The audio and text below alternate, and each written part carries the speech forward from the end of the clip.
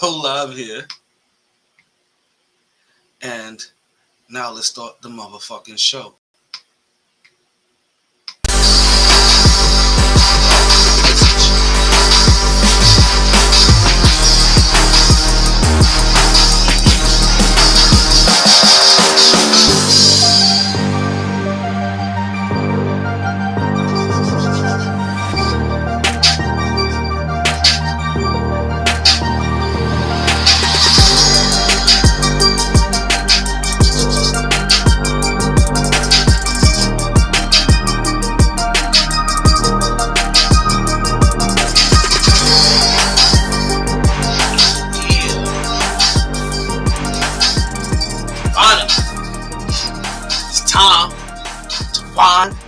And Don. Good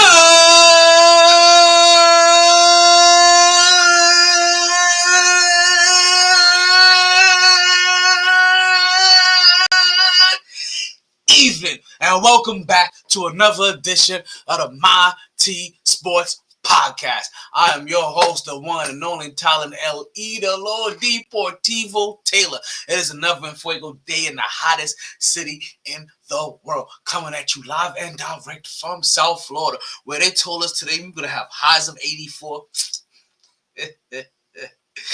I know you guys is mad. Don't be salty. Don't be salty that it's the end of November.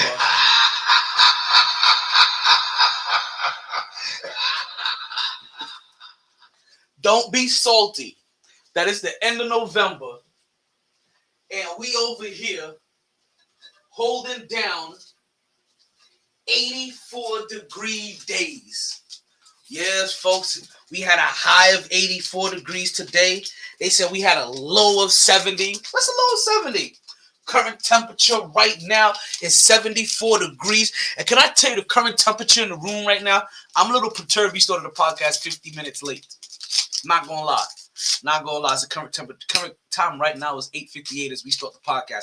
And I'm a little perturbed we started the podcast because I was here, I was ready, I was on time. And you know what happened? Everything that I loaded up, fucked up. I had to reload everything. Especially this little motherfucker restream. Like you're starting how to make this a habit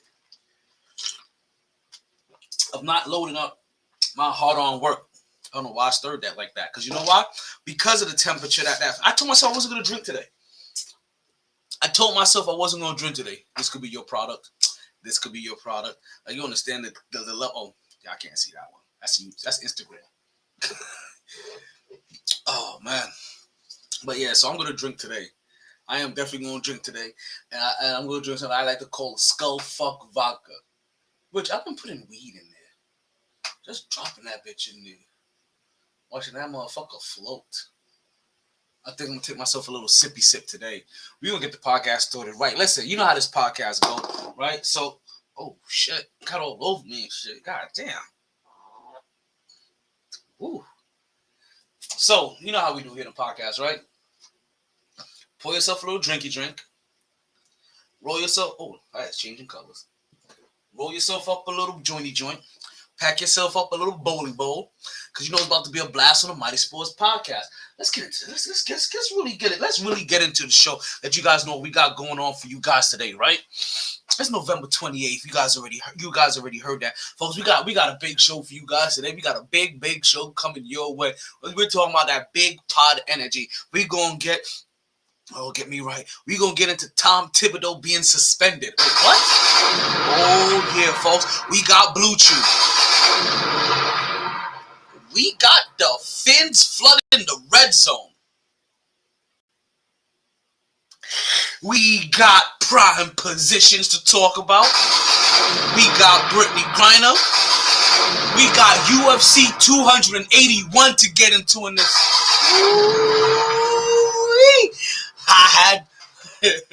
I may have had to fake the fun with you guys, but I came back. I came back proper. We're gonna talk about that one as well, right? We got Wilson being whitewashed. We gotta get into that. well, different kind of Wilson. Actually, both Wilsons. Right? We gonna get into some Thanksgiving talk, folks. We got some Thanksgiving talks to get into for real. We gonna talk about this later. I want to know who stole the show. What dish stole that show for you guys? We gonna talk about that. Oh, we got our MyT 5, our MyT top 5 performers of the week. You're going to want to get your fantasy notes ready, folks, for this one. We got some barbecue ribs alert. You have failed. We got all that and more coming up right now on the Mighty Sports Podcast. But you know what we say here on the show. Regardless of the time and regardless of the weather, you play to win the game. Hello? It's always a blast on the MyT Sports Podcast. So let's start talking. Woo! Back at it like a sports fanatic. MyT Sports. Yo, did I just see something? Okay. Cause you know what's funny? I know a couple of Chill Wills by now. Yo, so the fact that this is a 305 number talking about is Chili Willie. What's going on? Chili chill on the relay rail. Well, let me give him a little shout out right now. Let him know what up. Podding right now, bro. We podding right now. Got my big pod energy right going on. I don't got the black sweatpants or even the black basketball shorts on. You know what I mean? Like I'm one person like, yo, like it's too hot in South Florida for black sweatpants. I'm not gonna lie to you guys. So I wear the the gray sweatpants. It's even too hot for that shit. But I do wear the gray cotton like shorts or whatever. Like I'll rock that for you. Like I got you. You know what I mean? Lingerie style, keep it sexy. Yeah. Oh, excuse me. Let's see here. I can't keep going back and forth. Okay. I just told him. See, what's the dilly? I'm potting right now. You should be watching. Chill. Like, we went to school together. You know what I mean? Like, we go back. Glad to see you here. Every day is a blessing. For real. Shit. I didn't stir that motherfucker. That's all liquor. God damn. And it's not that I can't dig. I was going to expect. Ooh. Oh, god damn. Is that a... Yo, is that a hint of marijuana that I taste? Oh my goodness. I'm not gonna... Yo. Until today, I was not able to taste the marijuana in there. But I dropped another nugget in there recently. And can I tell you? Holy shit. Your boy may not make it to halftime of this game. Keep an eye out on me. Or better yet, let's keep an eye out on each other, right? Because halftime may come a little bit sooner than anticipated. Let's continue to get into it, right? Let's continue to let you know what we got. We have all that to get into and more. But wait, there's more, right? Because always a blast on the Mighty Sports Podcast where we start talking, right? We have ways about us, right? Like we have patterns, right? We have idiosyncrasies here on the Mighty Sports Podcast, right? One of our patterns, one of our ways, one of our habits, right? One of our, what they call it? What they call it? One of our superstitions. It ain't a superstition though. One of the ways we like to pop off the podcast is with a nice little popping party. Right? Right? We like to pop off the podcast with a birthday party. That's really what we like to do here, right? Whoa, back that up. And all that is that we like to give a nice little birthday shout out to everybody that had a birthday since the last time that we were on the air. Yo, you guys are really playing with me with these messages today. Y'all is teasing your boy. Hey, yo, like, listen, No Nut November has never been so hard. I'm telling you, whoever was the lucky person to get the reservation for December 1st, woo-wee. Listen, let me say this again. right? Let me say this again, because I don't think you're going to be, right? And I want to make sure I'm recording somewhere else too as well.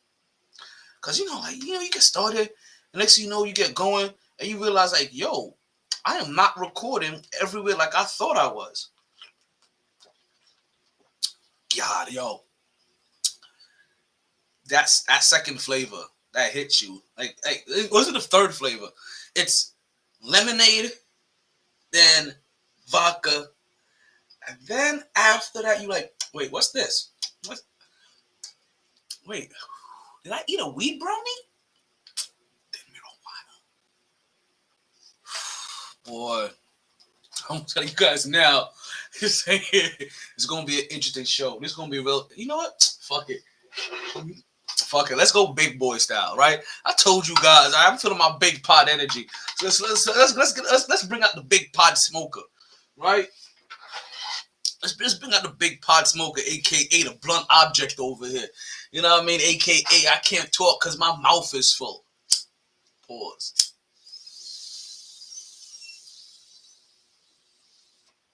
Hope you guys are with me on this one.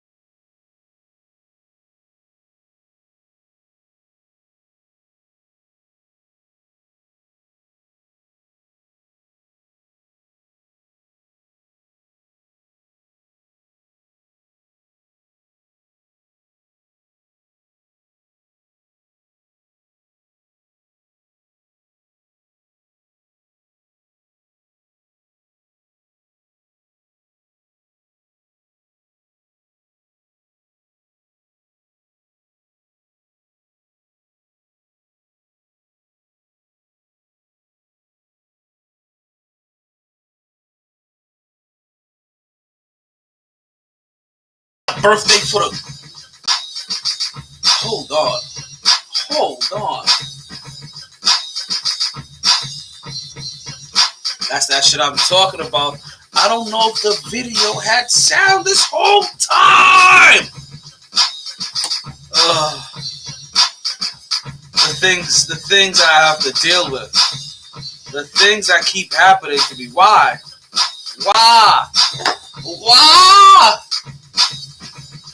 Like, why you treat me so bad? Oh, man. Still again. And again. And again. And again. Good means rewind, the concept means forward. The president, so we rewind.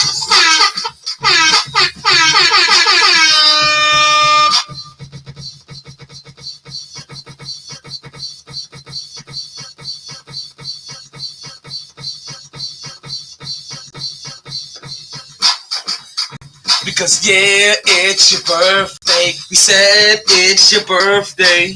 Richard, Nicole, Nakia, damn it. Because it's your birthday. We sing happy birthday. Nilda, Noel, Mama Cohen, yeah. Because it's your birthday. We sing happy birthday. It's your birthday. It's your birthday. It's your birthday. Because it's your birthday, we sing happy birthday, happy birthday, happy birthday, happy birthday, happy. Okay, let's get these birthday shout outs out of the way and into the Ethernet for real. Get it into the MyT zone. Right, we got a happy birthday for Richard LeBron. He had a birthday on the 26th. I want to say happy birthday to me. Yo, Richard happened to be one of the brothers I met when I got out the army down here in South Florida. He actually ended up going to a place that I used to be stationed at. Currently, he's living in Indianapolis, Indiana. Eating good, living good, fucking good, right? Since he's Reggie, you know I love you. Since he's moved to Indianapolis, Indiana, he has pushed out at least 7 more kids, taking full hold and responsibility of his Spanish heritage. Folks, we see you, Reggie. You keep it up. You keep pushing on the sticks and keep pumping up them kids, folks. Right? All right. Also, we got a birthday on the 27th. Now the 27th, but I think I have one of the birthday shout-outs that I had to write in here. Right? I want to say happy birthday, first and foremost, to Mama Cohen, right? She is the moms of of a couple of my best friends, brothers. That right, Vincent, Jack, right? I want to say happy birthday to your moms as well. Every time I see your mom around, she always has the biggest smile on her face. Remember the one time I went over to the crib to go watch the this game? You know what I mean? All open arms. It was all love. Love is love. Love. She comes around for sporting events, shows up to birthday celebrations, pool parties, all of them, right? Happy birthday to you, Mama Cohen. Keep moving and keep trucking on. Want to see you for many, many more. All right. Also want to say happy birthday to Makia, how was that again? Shante, Alpha, right? Army Regiment of mine when I was stationed with them in Fort Bragg, North Carolina. What's going on, right? Oh, we look like the Philadelphia 76ers just took the lead. 18.6 seconds left, folks. Game is now 101-100. 76ers are up. They have gone now to a timeout. We'll keep you guys posted. Who we got here? Are we popping box? I forgot to see you the last time on my feed. I forgot what the hell I thought your name was. Right? But I'm tripping. I was tripping. I was tripping. My God, just go to We Poppin'. Welcome to the podcast. I appreciate you checking this out. Right? So listen, Makia happened to be a homegirl of mine since my army days. We were stationed together at Fort Bragg, North Carolina. Right, help show me the business. I also remember she had a fat old booty too, like and a decent sized rack if I can remember. Cute face, right, like chubby cheeks. If I remember correctly, she also had a gap. If I remember correctly, she also had a gap. I had a thing for chicks with gaps. All right, don't even ask me why. I had a thing for chicks with a gap. Hey, what's going on, Jack? I was just telling your mom's happy birthday. I know Mama Cohen's birthday just passed. We was just giving her birthday shout out. You just missed it. I'm not saying it again, but we still in the birthday celebration time, so you'll hear a piece of it. you share with them more. You tell them to hear this out. Right? Also want to say happy birthday to Demeet Johnson. Demeet Johnson is also another Army brethren of mine. I think I know her from, I want to say North Carolina as well. I want to say we were stationed in Bragg together as well. But I also want to say maybe we were stationed in Indiana. Don't know. It's one of the two. I definitely don't think it was Germany, or it could be Germany. I was really drunk in Germany, and there was a lot of drugs involved. There was a lot of alcohol involved in Germany. It really was. Like, I apologize.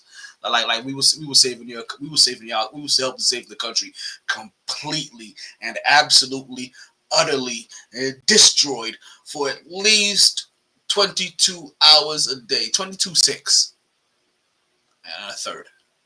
Keep that rolling. Keep that rolling.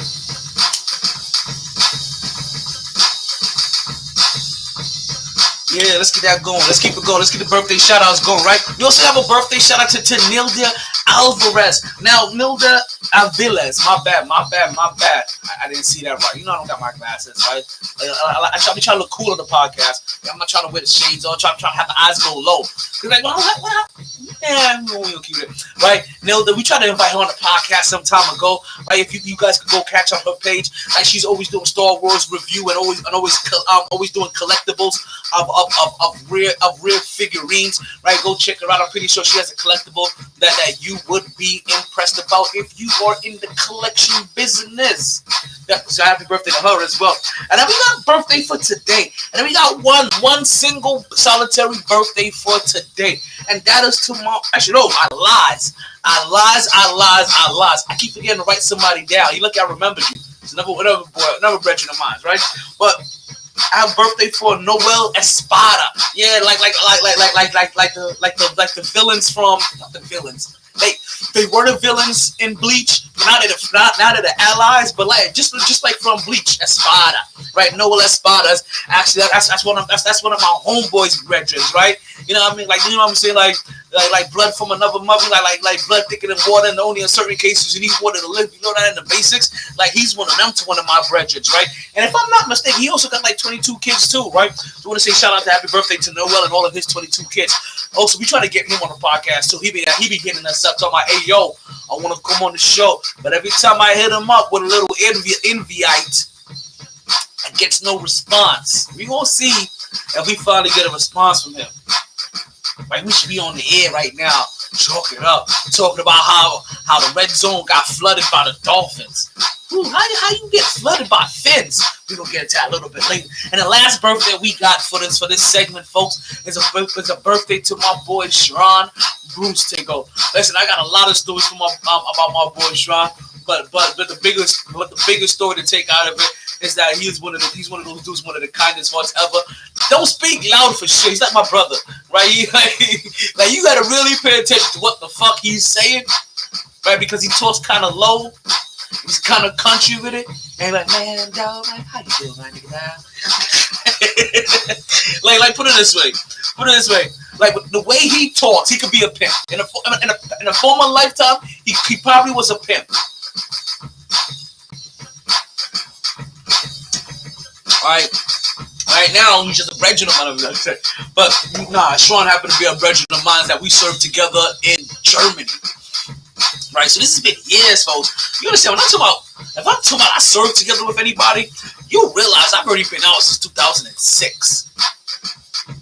So we're talking about, these are connections that I've held on to for at least 16 years. And in my own little way, even though we don't communicate and we don't contact, we don't do like these little things that people hold on to. What I do is I make sure that I give them love the way that I show love, right? And that's through the podcast. And Jabari, my boy Zeus. Hold on. Now let's finish up this birthday. You know what? So, listen, let's go and get this wrapped up, right? So, to Richard and to Nicole. Wait, did I give Nicole a shout out? Nicole Lala? She had a birthday on the 26th, too. Homegirl of mine. We used to party with back in the days. Ooh. Every time I hear her name, like images. Oh, look at the girls twerking on the stage. Oh, shit, where the big girls at? Where the big girls at? Where the big girls at? Let them flop. But, oh, shit, the Philadelphia 76ers are now up 103 to 100, folks. Listen, and the 3 points that they are outscoring. You understand this game? Let's just make it real simple. This game was tied coming into the fourth quarter. That's how close this game was. So the 3-point difference that you're seeing now is just them outscoring them by 3 points in this quarter. 19 for Atlanta, 22 for Philly. Let's go. I hate for the second time. You ready to wrap this segment up? I got you. Right. So to Richard and to Nicole, to Makia, to me, to Nildia, to Noel, to Shron. We want to wish you all a happy birthday. Hope you party hard. The weekend just passed, and you guys had a whole 4-day weekend. All right. So I hope you enjoyed everything. Regret nothing. Party hard. Get your weekend at Bernie's on. You continue to stay. Talk to MyT. MyT. Wait, Mama Cohen too. Let's not forget Mama Cohen in there. My bad, Mama Cohen. I didn't have you written down, but I had committed your birthday shout out to memory to make sure it was extra special. Alrighty, folks. Let's continue to roll up and roll out, right? And let's get into some local sports, right? Let's go local for a little while, right? Like let's stay. Let's do a little 305 to my city, right? You know, when we get it, right? Like if you get it, you get it. It's like if you know, you know. If you get it, you get it. And if you get it, then you know that we actually never really go into our first topic of the day that smoothly. Not without our MyT topic of the day. And our MyT topic of the day has been revolved around one person. MyT. There we go. Our MyT topic of the day has been revolved around one person for the last 200 and it is now, what day are we on? 200 and now, for shizzle, 284 days that Brittany Griner has now been wrongfully incarcerated, right?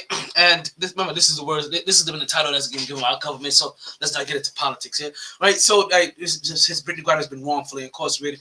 We just like to keep her in our thoughts and prayers and keep her in memory, right? As she goes through this incarceration, to make sure that she is not forgotten too often. Like I said, just because that she is not one of our male superstars, that sometimes that you don't constantly hear the outcry and the outrage that will go on. That would be for somebody with the kind of resume that Brittany Griner has. And when I say the kind of resume that Brittany Griner has, we mean that the fact that she is a champion, an 8-time All-Star, 2-time scoring champion, 8-time block leader, 2-time peak performer, 3-time first team, 3-time second team, 2-time defensive player of the year.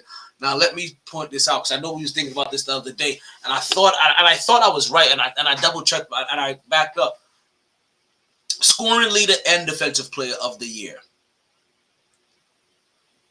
For somebody to win a scoring championship and also be defensive player of the year. I think I was still correct when I said the last two people that have done this to memory was Michael Jordan and Kobe Bryant. For a second, I thought Giannis did it, but Giannis didn't become scoring title. He won a championship. So think about this: champion, scoring leader, defensive player of the year. Not many of your stars that you guys love, call greats, goats, want to give your flowers to, right? Not many of them have those 3 accolades on their resume. Some may have defensive player of the year and champion. Some may have scoring leader and champion. Not many even have scoring leader and defensive player of the year on there. No. You'll find it hardest to find a combination in those two. You see Ndamukong Suh, Philadelphia Eagle. I'm over here at the game in Philly. There's also somebody else on the bench. I don't know who the fuck that is, but he looks familiar. And I thought that was a TikTok dude. I was like, God damn, that TikTok money is good.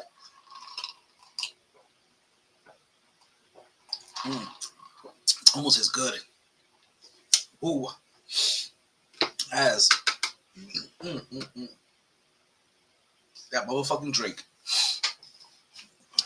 Right, so we'll always make sure she's not forgotten about, because the one thing that we always keep in mind is that if she was a male superstar with that same resume, that a day wouldn't go by that you wouldn't hear an outcry about her. Now, granted, while we don't hear about it in the NBA, we do hear about it in the WNBA every single game. So they are doing the right thing with making sure that it is promoted and not forgotten about on their platform. And that's really the best thing that you can do. You can't depend on others, even big bro NBA, to come in here and be like, okay, God damn, Boston blew out. It's blowing out Charlotte 132-92.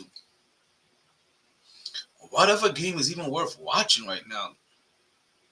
Like, that's still kind of early. Bulls in Utah. I don't really care so much about that. Is that Orlando game done? Brooklyn Orlando? Okay, let's watch Brooklyn Orlando. It's a 7-point game. About 7 minutes to go left to go in the fourth quarter. I can do that. Like I said, I want to see Banchero and see how he plays. So again, I'm gonna wrap this up, right? Let's just keep Brittany Griner in your thoughts and prayers, right? And let's just hope that she's able to come home as fast and as safe as humanly possible to this point. She has already been incarcerated longer, or wrongfully detained, I should say, longer than the average soldier deploys. So you understand, like, there's gonna be a level of like PTSD that she's gonna come away with. Not to mention that, as we mentioned recently, as Kevin Durant just fouled Banchero as he went to go shoot over him, but when he had put that hang time on him, did the little fade back, started getting parallel to the ground. Kevin Durant continued to come through, extended the arm a little bit, had it come down just enough for the referees to call a foul. All right, so very recently, Brittany Griner was transported and she was moved to another facility. And her new destination, it was unknown to her lawyer, unknown to her mate, and unknown to almost the whole entire American public, right, where they were moving her to. And also where they moved her to, there was also no contact either for some reason. Well, it comes to find out where they moved her to would be the equivalent to a maximum security prison for some of your worst violent offenders.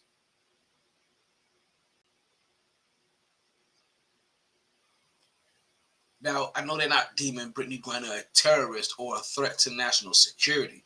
So again, this is Russia just posturing, trying to show their might and their will, because since day one, they were just trying to use somebody like Brittany Griner so that they can try to leverage negotiations to try to free up one of their, my back is spasming, illegal arms dealers.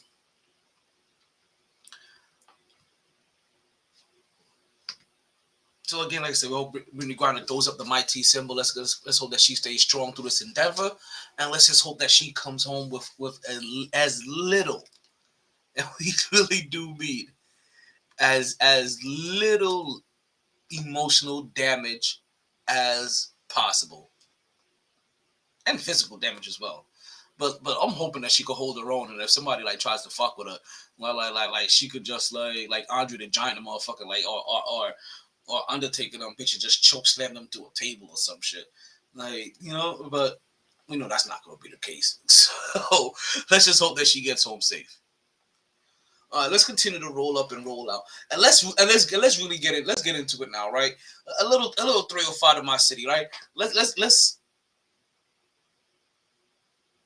I am really baffled by myself today. Right? Let's get into a little Knicks talk, right? I know when things ain't looking good and you're looking for a little spark in the dark. Here come your boy MyT with a little Knicks talk. And you know what? I'm not gonna lie. Knicks talk this week is a little surprising to me. Right? Hey, yo, cue my song up. Let's get this started.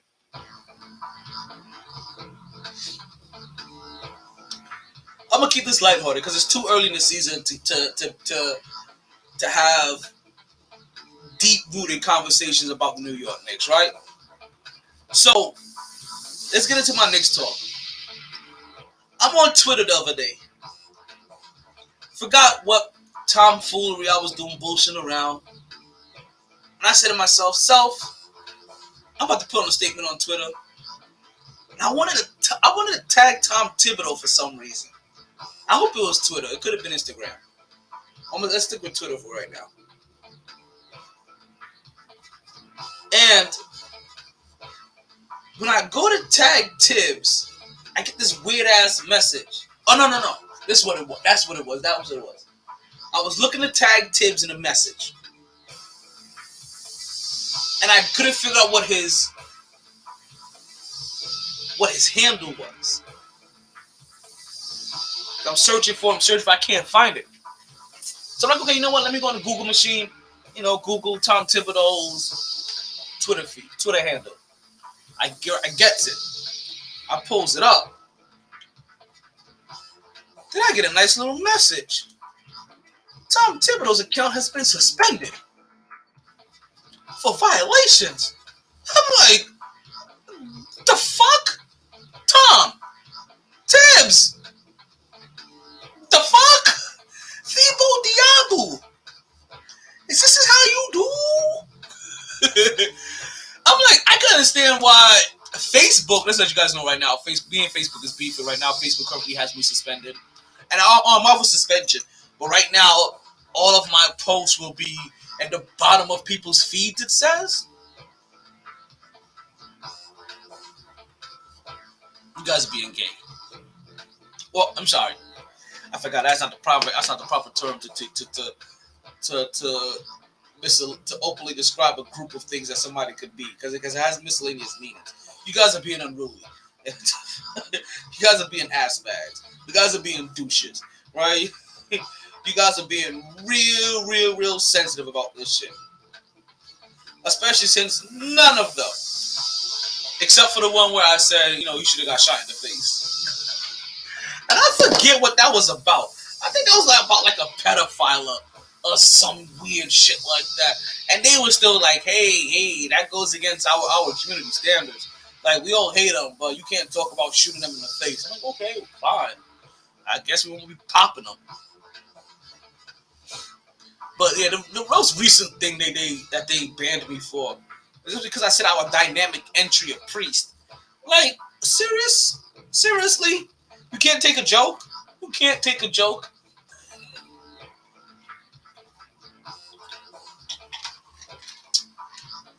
And I want to know who are these people that are reviewing, right?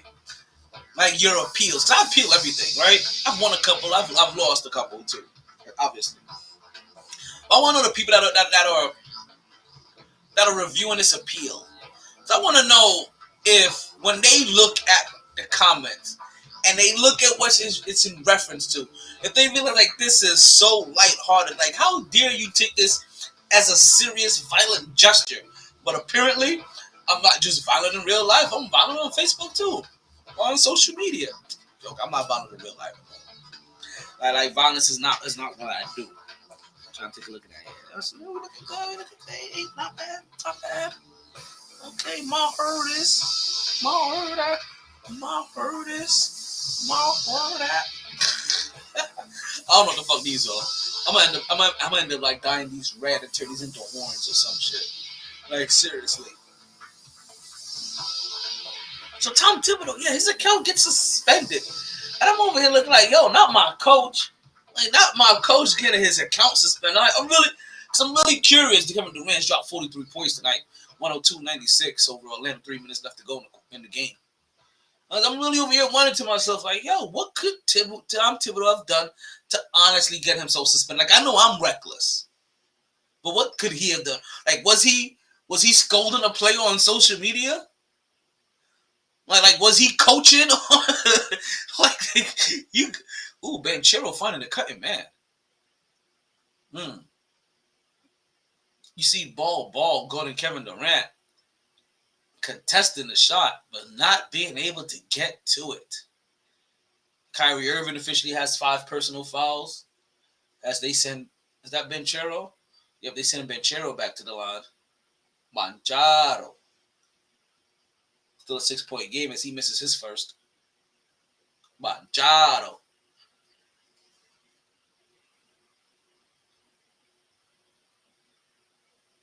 You ain't nothing but a dog. Now, the Knicks recently had a couple of good bounce back games, right? After a bad loss, after a recent bad loss, they end up coming back and getting themselves a nice little victory. You see Jalen Brunson really having a good game. I'm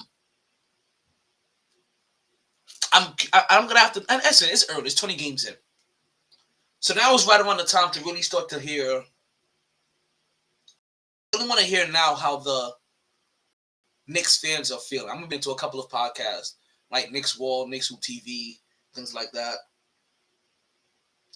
You know, a place where I know like Knicks fans like to call into and get their rocks off.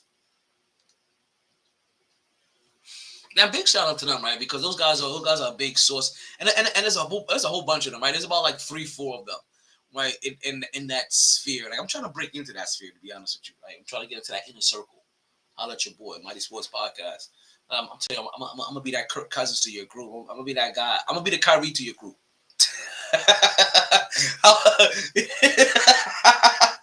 like yo, I'm gonna get shit done. I'm gonna push my units. Just let you know, I'm gonna be the most controversial person like on the team. Kevin Durant with a nice little 1-footer that misses, but he gets a nice little putback by Clayton. I was about to call him Klay Thompson or something else. Klay Thomas, I was about to call him. But I was thinking about Cam Thomas. Or Cameron Thomas. Right. So the Knicks get a bounce back win. And I'm curious, more than anything else, to start hearing how Knicks fans are going to start taking this season. Right? This is going to be an up and down season. But I'm going to tell you probably the one thing that I saw was, thank God that Jalen Brunson is healthy.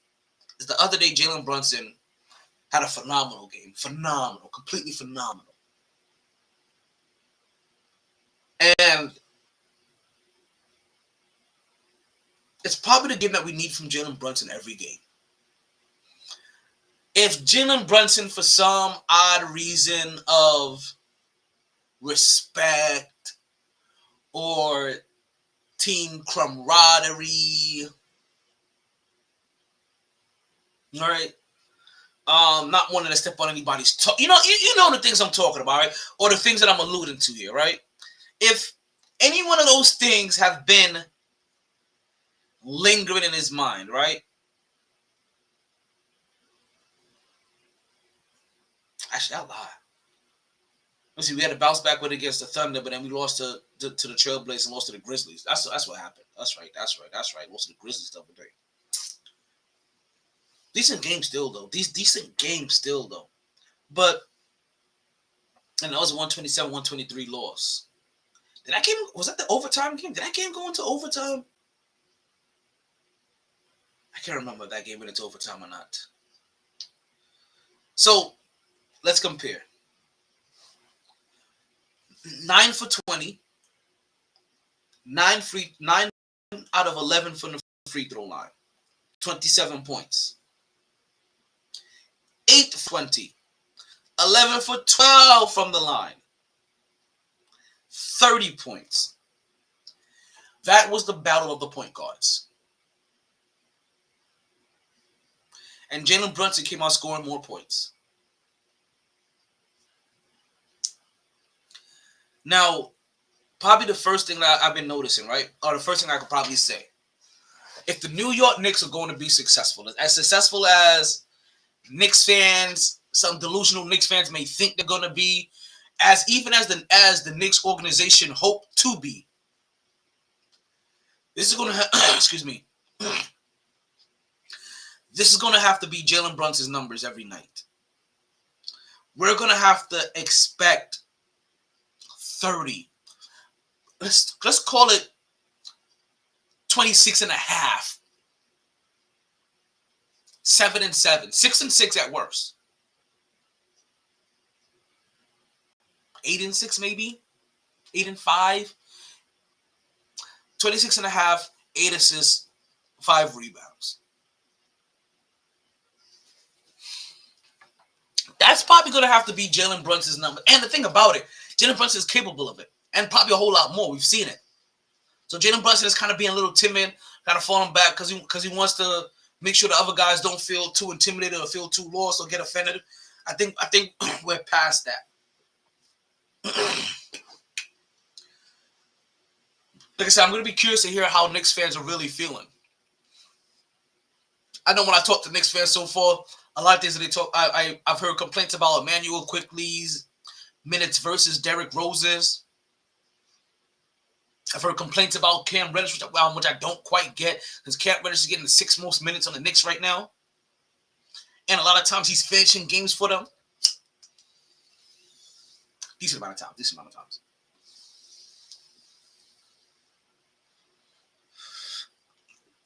So there's a few things that I'm going to be curious to hear what the actual complaints are about this current Knicks squad. Because I'm not seeing a lot of things to complain about outside of the fact that you just don't quite have the necessary talent for it to win all these games. And it's weird because the New York Knicks have the kind of talent that, believe this or not, from what I just said, that can average the same amount of points that the Big Three did for the Miami Heat. And I'm going to say this even further. When the New York Knicks Big Three, right, put up 70 to 75 points total between the three of them, that's when they win the majority of their games. So it's not just Jalen Brunson. It's Julius Randle needs to continue to be more consistent. And so does RJ Barrett. Because those are going to be the next two guys in line. Those are going to be the next two guys that you're looking at, okay, I'm going to need you to be the guys that score 20 plus points a game, at least 18. Until Quentin Grimes comes up to speed. And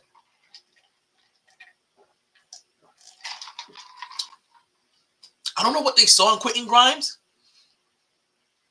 but I feel like we still haven't seen remotely the best of Quentin Grimes in a good way, in a scary good way. Right? Look at that. Banchero is as tall as Kevin Durant. If he's not taller, and he's thicker than him. Ooh, Kevin Durant on the man-to-man defense. Ooh, full court. Taking the cookies. Give me those. And then the Slim Reaper gonna put you to sleep. As his head barely even gets underneath the rim. When you don't got to when you got 8 foot long arms. All right, this game is done. Let's look for something else. Let's go find something else to hunt and fulfill our appetite. I could go back to Monday Night Football, but oh god, I'd rather watch the second half of that game when that game is starting to look good than anything else. Let's get into the third quarter of New Orleans versus Oklahoma City. I think that will please me for right now. Cleveland lost to Toronto 188. That was surprising.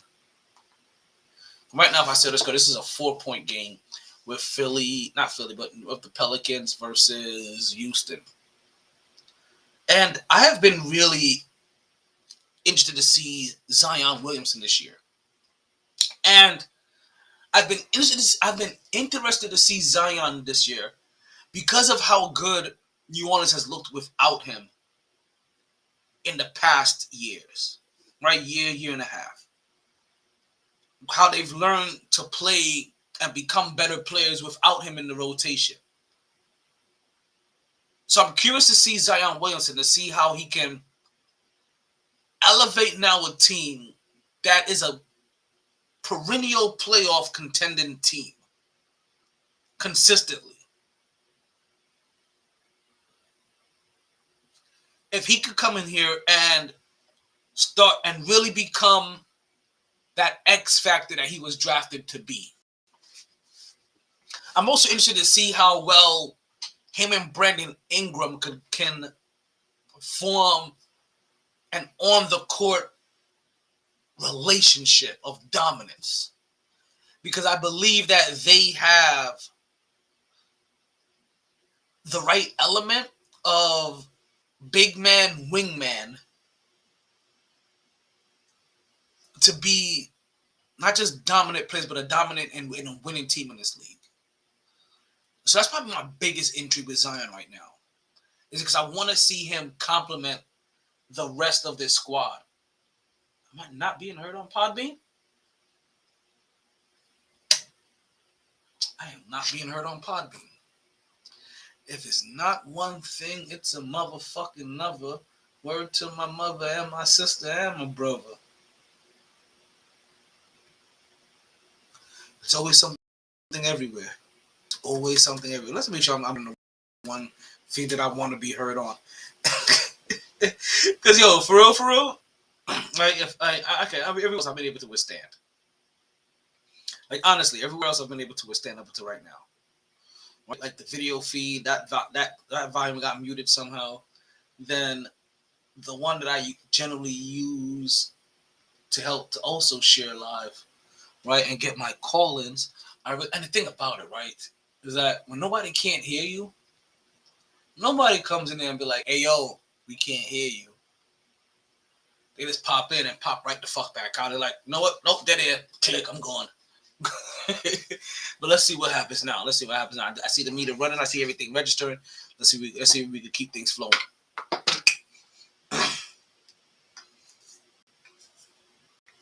So as of right now, even though the Knicks are sitting at 9-11, 2 games under 500, I don't know if I have much to complain. Not yet. Knicks have played fairly well. They've had a few bad games here or there. Like a bad loss or they've let up a little. They've had a few bad finishes here and there, a few bad games. But for the most part, they've had as good of a game as you're gonna get. They just don't win or they just don't finish. And that's gonna be the next learning curve is this squad with Jalen Brunson learning how to finish and win games. Because this is going to be the squad. Like hate it or love it, right? Underdogs on top kind of shit. This is the squad that you're looking at for the next, not this exactly, but these are the pieces for the next 3-4 years. Think like everybody's getting their dough. The only person really left is Tom Thibodeau to get his Thibodeau.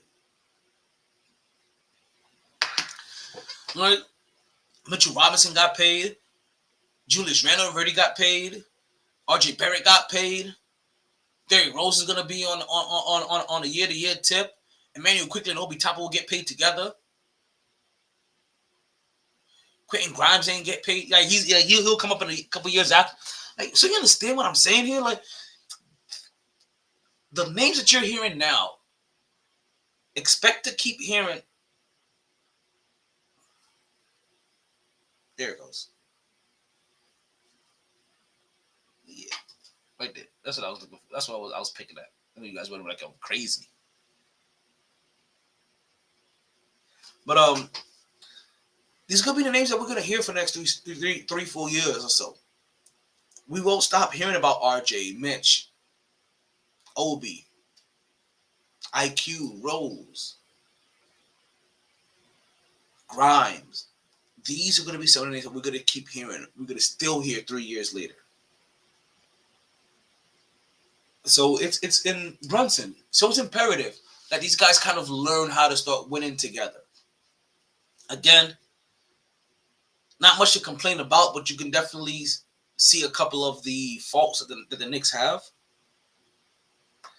And outside of probably, like I said, Jalen Brunson just not taking over enough as of right now. I'm telling you, he needs to bona fidely average 26, at least 26 and a half points per game.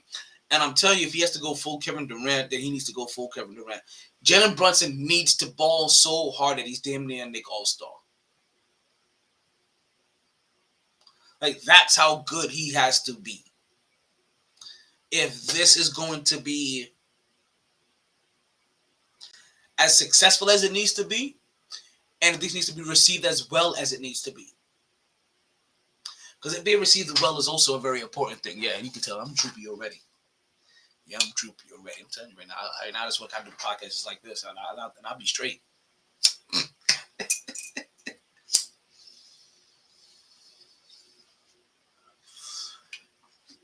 But let's keep flowing, right? Not too much I have left to say about the Knicks. Right? They have a game coming up tomorrow against, who was that? I said it earlier. And it's a game that they should win if I saw this correctly. Who are they playing?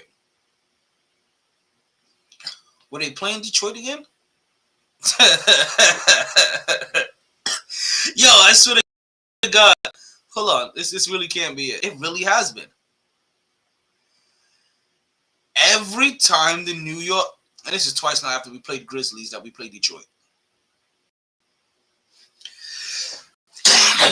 It happened to start this, and now it's happening right now.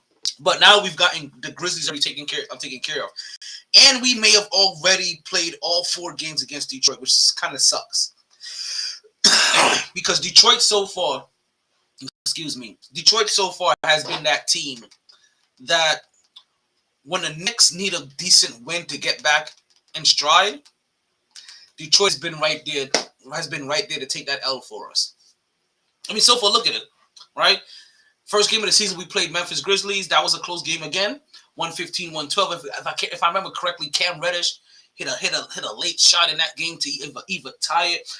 There was a charge at the end by Jalen Brunson that he picked up against that he got on John Morant.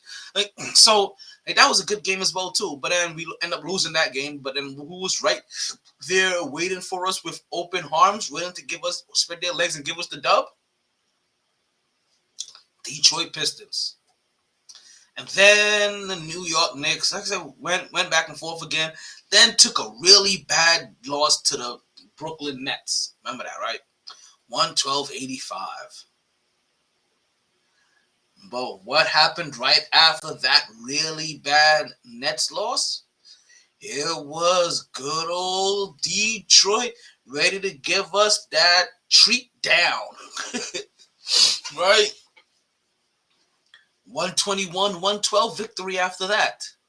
And the third time around, you want to damn, yeah, we've already played. Wait, did I miss one? Did I skip one? There goes the one for Memphis. After Memphis, there goes the one for the Nets. Okay, this is only the third time. My bad. Okay, we played them in the preseason. Okay, I really thought we played them 4 times already, but I could have the preseason game stuck in my head as the third. Okay, and I don't know if this is one of the teams that we played 3 times, or if we're gonna play them 4 times. So this could be the last time that we play Detroit, regardless. And here it comes again, right after another bad close loss to the Grizzlies, but not just a bad loss to the Grizzlies. And this time we're coming off of 2 straight losses, right? Where we lost to the Timberwolves, we lost to the Trailblazers, and we lost to the Grizzlies. But who's gonna be waiting for us tomorrow night at 7 p.m.? Like an on-schedule booty call. Speaking of, let me make sure I take some time to say hello to somebody for the day. It be making me realize something like, damn, yo, my communication skills sometimes is horrible.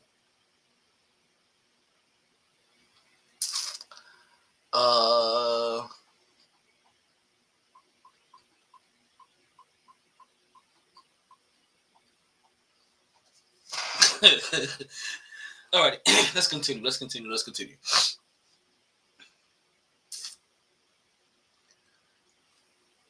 So the New York Knicks, they're going to have a good game, right? And right now, a lot of things aren't going to look easy for them.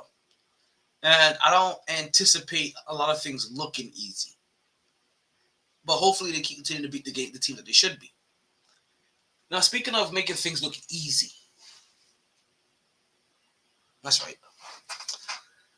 There are the New York Jets. As the New York Jets came away with a nice little victory this weekend, and they weren't the only New York team come away with a nice victory. Now, the only New York team in their stadium. Buffalo squeezed out a close game on Thanksgiving night, and I'm not gonna lie to you. I'm not gonna sit here and lie to you. It's one of those few times I was sitting. Oh, my stomach just turned. One of those times I was sitting in the back, and I was kind of rooting for Buffalo to lose. I really was. And I don't often do that. Especially when I know that they're good, right? I don't just like, right? But this year, with everything being up for grabs in the division, I was sitting there like, yo, let's see if we can get ourselves a nice little, if we can steal something here.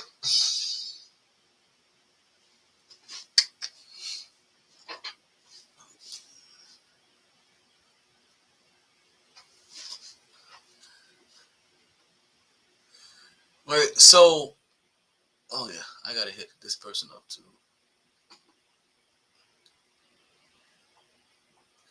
Right, so when it comes to making things look easy, the New York Jets made a hard decision.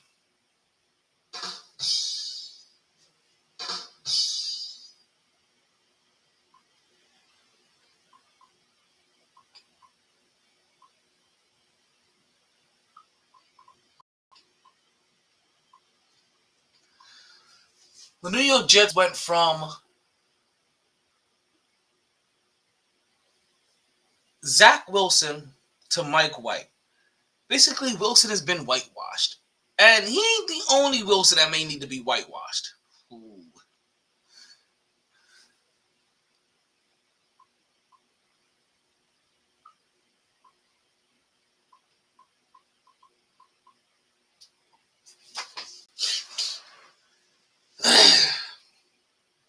The New York Jets put in Mike White.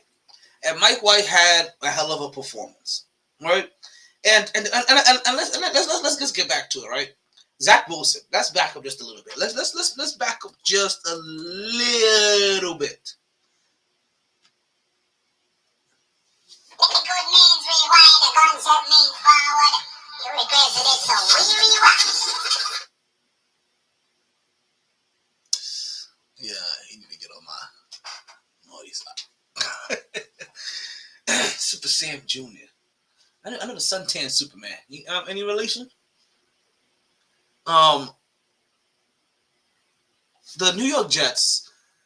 The New York Jets.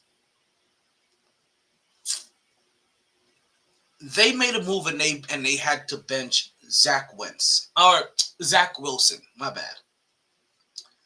But that's what it feels like. It feels like a Carson Wentz kind of scenario, right? Where one quarterback lost the locker room because, and you know what? It really just hit me.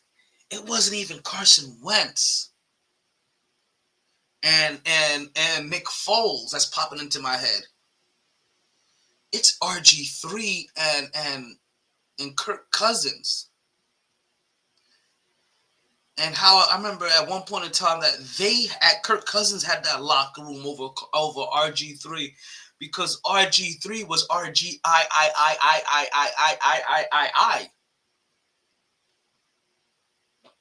Like it was really all about him.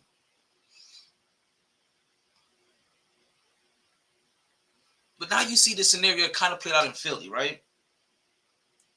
you got the young quarterback that is supposed to be the future, but the locker room ain't feeling him for nothing.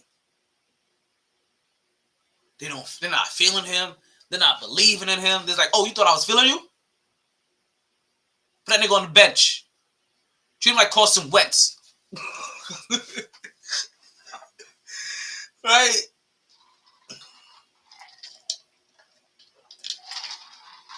So now you get this scenario where the starting QB, there's no love for it. I got nothing but love for you, babe. What you got? None. But the backup, though, unconditional. You understand? They're looking at him without you. My life is incomplete. Oh, yeah.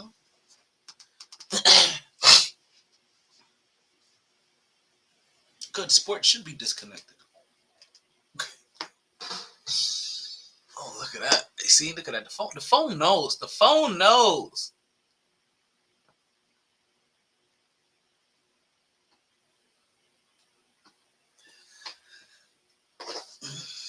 Okay, let's get back to the football game. Let's see what's going on there. Since we talking Jets, right? Since we talking, how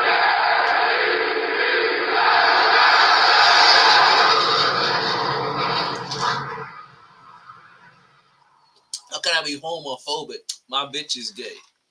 Somebody tell Doja Cat. I'm trying to indulge. No, seriously. Somebody tell Doja Cat I'm trying to indulge in that for real. I don't know what it is. Like, I'm sorry, I'm going left field. I really catch myself liking a lot of Doja Cat songs. And I forgot what song it was recently. Right? But, oh man. Was it the one that she has like that Egyptian theme to it? I think it was that song recently she did. And I was like, yo, I really like this. And then another one came out, right? And then a Caillou, whatever that Caillou song was, right? Give it to me, yeah. And I want it back. Give it to me, yeah. I want it back. Give it to me. Like that one I started liking. And then I'm like, yo, who, like, it's all this Doja Cat. Now, granted, even then, after I realized it was Doja Cat, I still had another epiphany to come across. Like, I'm realizing, I told my homie, like, yo, I really like Doja Cat. He's like, yo, you would like that cow chick. I'm like, wait a minute. This is the same Doja Cat, the cow chick? She's like, yeah. I'm like, yo, nothing. I'm like, I watched that cow chick again. I'm like, it doesn't even give me off the same vibes. And now she got that new song. I've been singing it this whole entire time. I give it to me, yeah, in my head. You ain't nothing but a yeah. Yeah.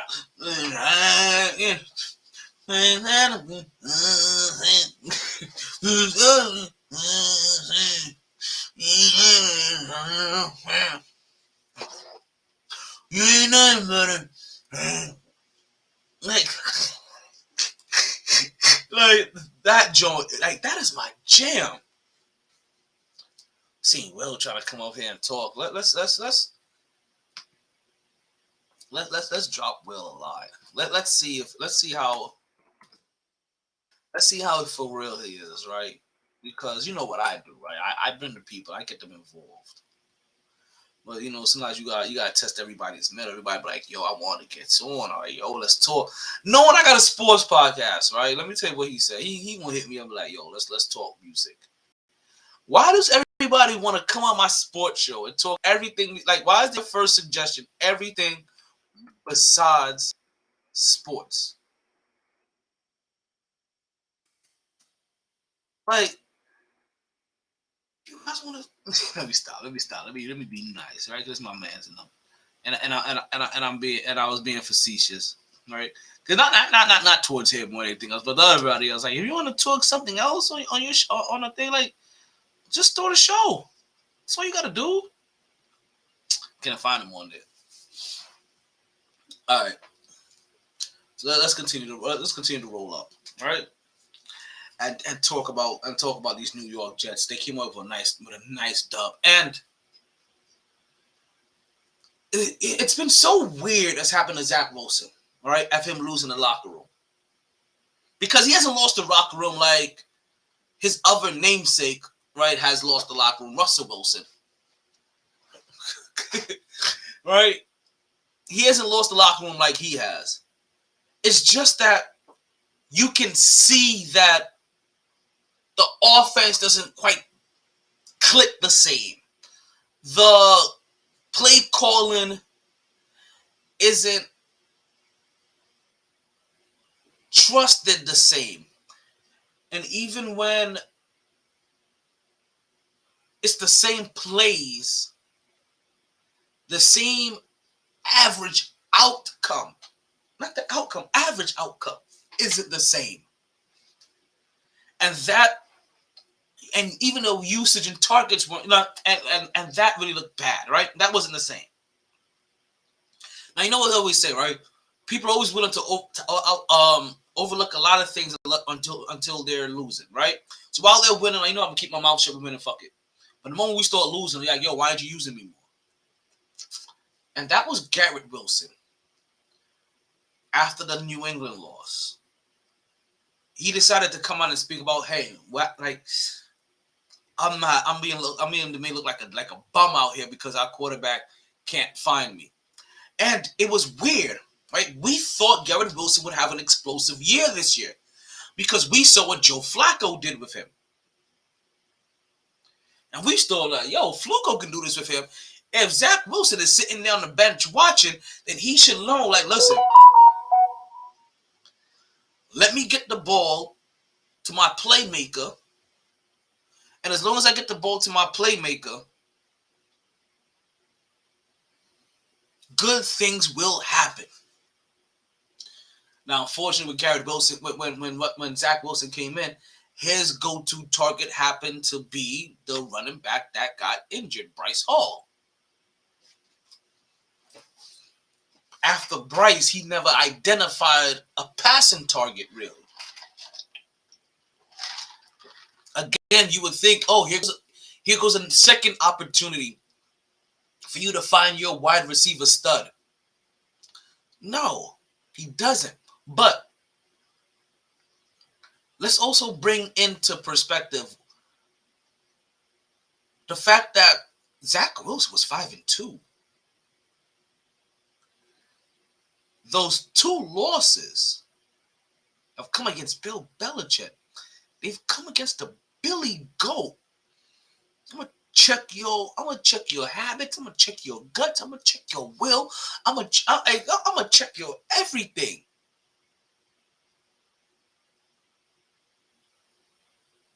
I'm gonna check your bell. And he got chin checked. He rang his bell twice now. Bill Belichick can make any rookie quarterback look mediocre. Can make any rookie quarterback look like Jamarcus Russell. But it's the games against Bill Belichick weren't the catalyst, right? They were the straw that broke the camel's back. Everybody has looked better in this offense except for everybody has looked good in this offense except for anybody named Zach Wilson. Out of three quarterbacks, Zach Wilson has been the worst. It's the same way I talk about Kyrie Irving in Boston. Every other point guard did better than Kyrie Irving in Boston except for Kyrie. Isaiah Thomas, Marcus Smart, Ronnie Telfair. It was Ronnie Telfair. I forget his name. He went to Charlotte, whatever. Every single last one of them did better. And it's not even the poor using this, it's the lack of attempts. It's the lack of even trying. It's the lack of even looking that way. Because again, you see that immediately, game one of a quarterback not named Zach Wilson gets to play with gets to line up and play with Garrett Wilson, and it's 80 plus yards and 2 touchdowns. It's getting the balls to your playmakers and letting them do business. It's making the easy look easy. That was such a big statement, right? That was such a big statement by the coach. It was like when I'll tell you, I'm liking this coach. I am liking this coach, and like Tom Thibodeau, I hope they empower him and they allow him to be here for 10 years. Like, I really hope so.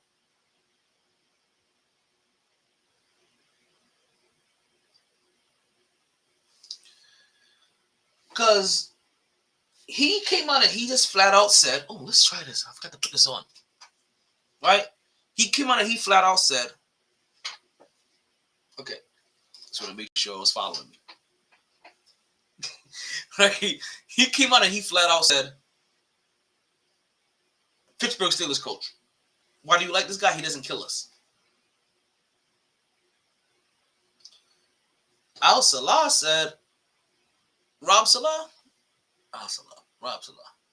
Coach Salah said, he made the easy look easy. Which means Zach Wilson was making the easy look hard. Because Zach Wilson was bored by the easy and only found pleasure in the hard. Pause.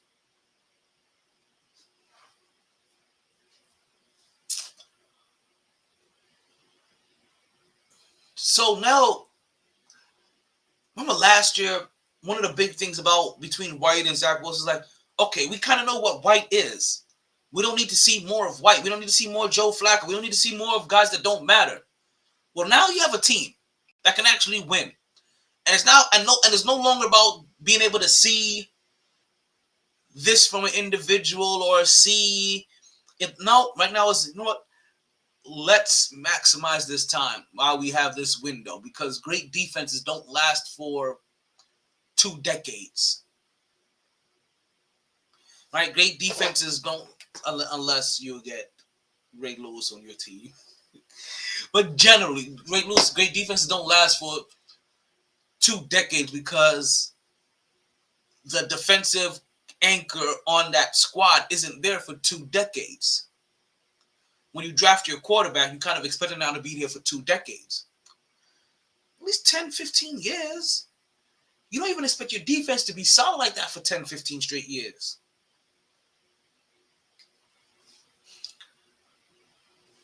It made me wonder how long before another Green Bay quarterback makes their way to New York. I've been wondering this again. I wonder this is now about also Jimmy G. I can see now, it's not even that I want to be short-sighted with this team. With football, you're not really allowed to have that much more patience, right? Depending on what side of the ball, depending on where your strengths lie. Because for most teams, right, if your strength is in, let's say, a defense, cornerback, wide receiver, running back, right, you may only expect them for 5-7 years, which means your window is still short. You got to find the right pieces or the right quarterback for them still. You have the right quarterback, you have the right piece for 15 years, hopefully.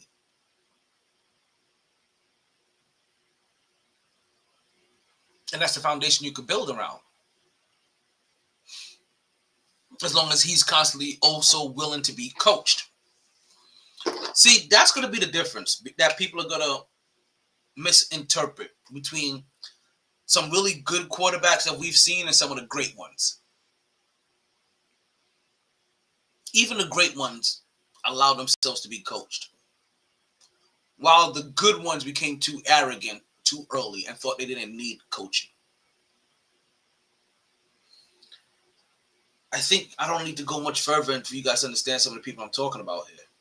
But since you probably need me to help put it together, Tom Brady and Peyton Manning allowed themselves to be coached.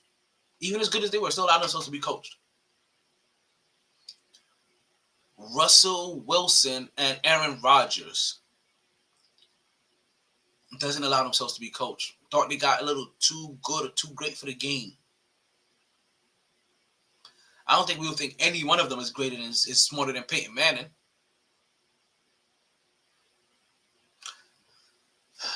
So it's weird, right? It's weird when you see it. That Zach Wilson was really ruined by the Billy Goats, Bill Belichick. And that could be done, and he could do that to almost any young quarterback. We thought he was going to do it to Kirk Cousins last night. To be honest with you.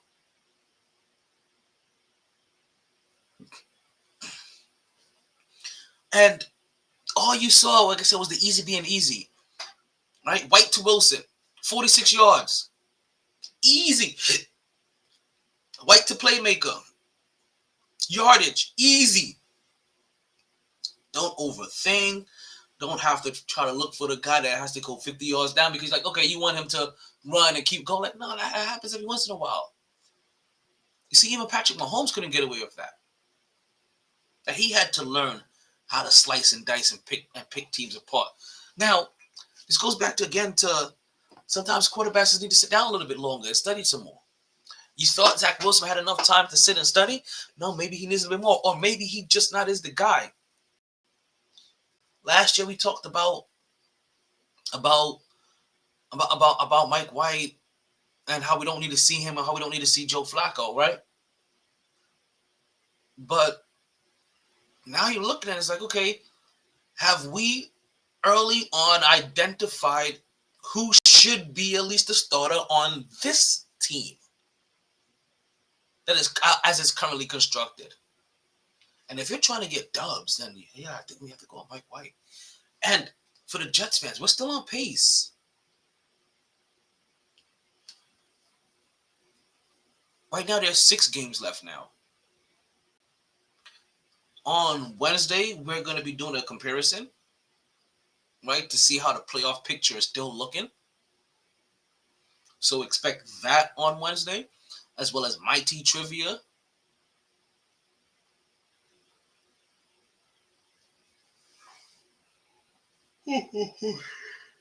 Excuse me.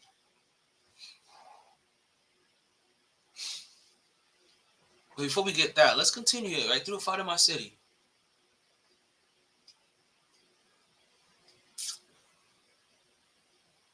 And then, like I said, so Mike White's numbers. Let's give those to you, right? Do we have those available? All right? Because complimentary football is great complimentary football on both ends. And we've seen it. When the defense does good, right, does well, does a phenomenal job, right, holds their own, all they want is for the back, is the quarterback and the offense to do the same. It's for the quarterback and the offense to take advantage of the short field, to take advantage of their hard work, to have 3 and out, and reward them with a scoring drive, or reward them with not having to go 3 and out. You saw that with Mike White. Now, the scenario. Now, who you didn't see that from was Russell Wilson. To the point that his defense is cussing him out. And it looks like all Russ can look and say, like, yeah, I got you. I got you. I got you. I understand your pain. I got you. Oops, my bra. Now, Mike White ended up putting up 22 for 28, 315 yards, 3 touchdowns. When we're talking about top performers of the week, Mike White comes in at number 5 for the New York Jets.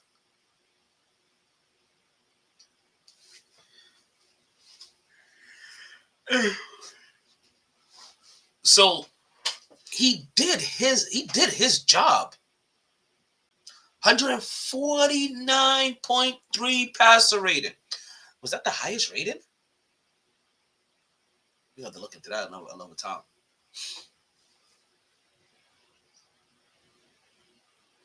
So even though Mike White may not have been the guy that we wanted to see because we wanted to make sure that we're getting what we need from Zach Wilson, I think we figured it out. I think early on we figured it out because I know what you're saying, but I know what you want. You want, like, we say that we want that we would like to see the growth of Zach Wilson. But what you want is the W's, really. And what you want is for the quarterback not to be the reason that you're not getting W's. So we'll see how long it takes before the New York Jets switches us back around. Because like I said, the worst thing that Zach Wilson has done so far in the last month is have to play Bill Belichick twice. And have Bill Belichick expose every single weakness and deficiency that you've ever even dreamt of having.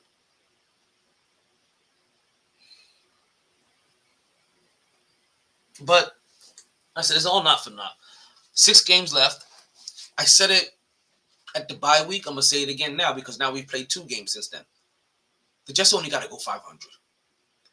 They go 500. To me, they've taken care of their business. You let all sleeping dogs lay. And we have to try to keep pace with the Buffalo Bills and the New England Patriots, right? Try to stay ahead of the New England Patriots, keep pace with the Buffalo Bills and the Miami Dolphins. So it's not going to be an easy task based off of how all of these teams have been playing in our division. Current playoff picture right now, the Jets right now are holding the 6th spot, if I'm not mistaken. Not that same wild card spot right now, the 6th spot. So, Phantasmo.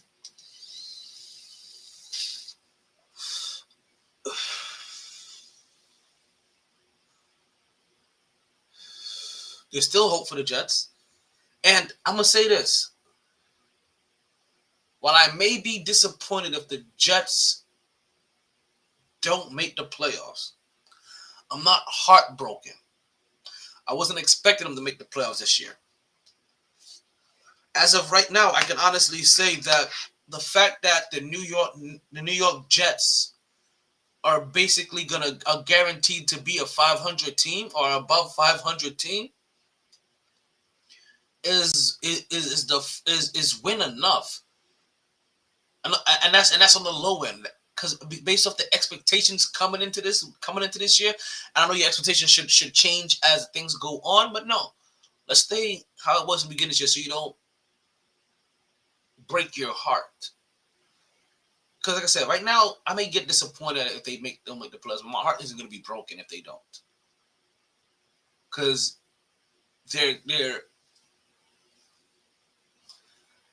win expectancy wasn't this high, even to begin with. 8 wins was if they did everything right. 9 wins was if they did everything right. You understand? Like, we're playing with the clit of 11 wins. You know what we say, so a win's a win. A win's a win. A win's a win. And you can win too with Blue Chew. Folks, what is Blue Chew? I'm glad you asked. Blue Chew just happens to be a little blue pill that can get you back your thrill. All you need to do is open up a pack and head straight to the sack. Just a few chews before you do. With the same active ingredients as Viagra and Cialis, this is one opportunity that you just can't miss. And listen, for a very low cost, you can beat it up like a boss, and she will love how you come through like a champ when you Blue Chew in advance. And if you use my very, very, very, very active, I see you guys, sturdy, reusable, not reusable, first time users only. Promo code of GSSS. Golf Sierra Sierra Sierra. Again, Golf Sierra Sierra Sierra. Like you know when you're named but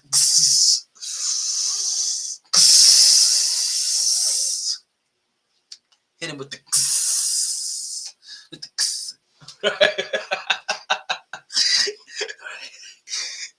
All right, if you use our promo code, you'll be able to get your first order of Blue Chew for free. Wait, yeah, say free? Yes!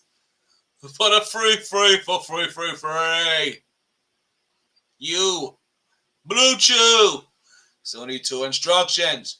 You chew it, and then, bow, wow, wow, you do it. Boom, boom, boom, boom, boom, boom. Listen, how you do it is up to you. What's going on? Chill, Will. See you popping up on the podcast. It's been a minute. Uh-oh. Got Chill Will calling in. Let's get Chill Will on the line.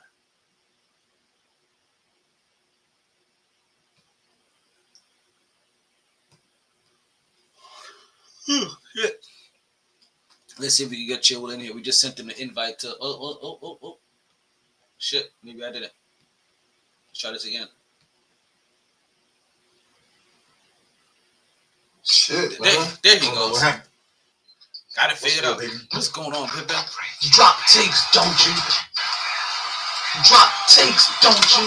Sir, yes, sir! Well, if you're gonna drop takes, you might as well go ahead and drop them exhibitiously. Cleveland! This is for you! Don't you guys forget Blue Chew. You chew it and do it.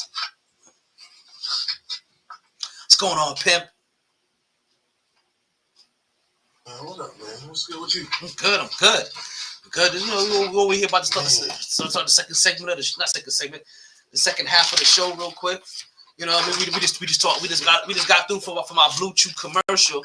You know, trying to keep people in their, you know, in functioning like they were functioning in their prime. And speaking of prime, you know, we got some people's in prime position right now. One no other than primetime Deion Sanders. As he was as you guys know, yes, and he's not only he just got muted. Why you just muted? What just happened there? You guys know Deion Sanders is the coach now to Jackson State, and since he's been coaching Jackson State University, they have been the best HBCU now for 2 years and running.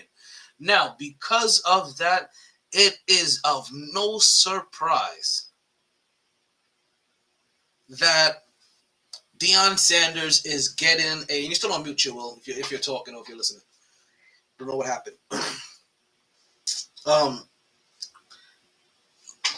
Now, it's no surprise that somebody of Deion Sanders' popularity, somebody as with Deion Sanders' stature, and also now with Deion Sanders' coaching resume, right, that he would be looked at by bigger schools, Power 5 schools at that. And now you're starting to hear the offers starting to come in. And they're not the only ones. You hear an offer coming in from Colorado, right, to see if Deion Sanders would like to coach there. And it's a couple of things here, right? Because we all know the man, and that's Deion Sanders. And we know the school that he's currently coaching, and that's Jackson State. We hear who the offer is from, and that's Colorado. What we tend to forget is what we've heard Deion Sanders' mission being. And I could be wrong, but if I remember correctly, Deion Sanders' mission is to help build up the HBCU program. And that can't be done if he does it for 2 years and he leaves. No, Deion Sanders needs to be synonymous with HBCU for the next 15, 20 years almost. Like, you don't think about HBCU without even thinking about Deion. Or you don't think about Deion Sanders without thinking about HBCU. I think that would be an easier way to help cement what he has started. Because that was supposed to be his mission that I thought. Get HBCUs recognized. Get them more publicity, consistent publicity. Get them eating at the same table as these power conference schools. Well, this school was getting some of those deals initially just because Deion Sanders was their head coach. What happens if Deion Sanders goes somewhere else? See, now, so this is where now the issue comes in. And it may not be an issue. It's just an interesting topic at that. If Deion Sanders is true to his mission and he doesn't leave, and I'm happy. Because that means he's doing what he has said he's supposed to do. If he leaves and he goes to a bigger school, then I know that this could be the conspiracy theorist in me thinking that, you know what, this is just exactly what they want to do. Make sure that they get eyes back off of HBCUs. Because the moment Deion Sanders leaves and he goes back into a nice little snowy Colorado school, you know what I mean, filled with bunnies and cocaine, then that little HBCU that he was the head of, and the HBCU schools that he was helped represent, they get to fall back to the wayside all over again. And all that money that was coming in there no longer needs to go there because they don't have a Deion Sanders there to help represent them. So why do we even need to put our eyes there? See, and whatever you then started, it gets outdone automatically, and now people want to come to Colorado, and you have just now continued the chain of just guys who wanted to go to power conferences school, or of coaches not staying in places long enough to truly do what they said they were going to do for those boys and for that program. Remember, Deion Sanders isn't one of these guys that is almost more like Donald Trump in presidency. Deion Sanders is one of these guys that needs a coaching career. He's doing it just for the its and giggles or just because. Maybe for the love of it. And he's been real good at it. I would like to see Deion Sanders continue to be good at it. I mean, everybody wants him to leave, but how about he stays there and he becomes the Urban Myers? And I could be using the wrong name. No, am I using the wrong name? Urban Myers? Alabama coach. All right? I don't know, I'm forgetting his name. But he becomes like the Urban Myers of the HBC of Jackson State. You know, he becomes the. My audio was off on here. Oh, is that what happened? Is that why we lost each other? Okay. Let's see if the audio is. I can. You in now? Oh, okay. I can hear you now. Yeah, you good now. You good now. So, like, I don't want him to leave. I want to see him become. What's the Alabama's coach? Saban. Yeah, I want to see him become the Nick Saban of Jackson State. I don't want to see him leave. Like I said, for him to leave now, just. I think so. Who Deion? That's not his MO.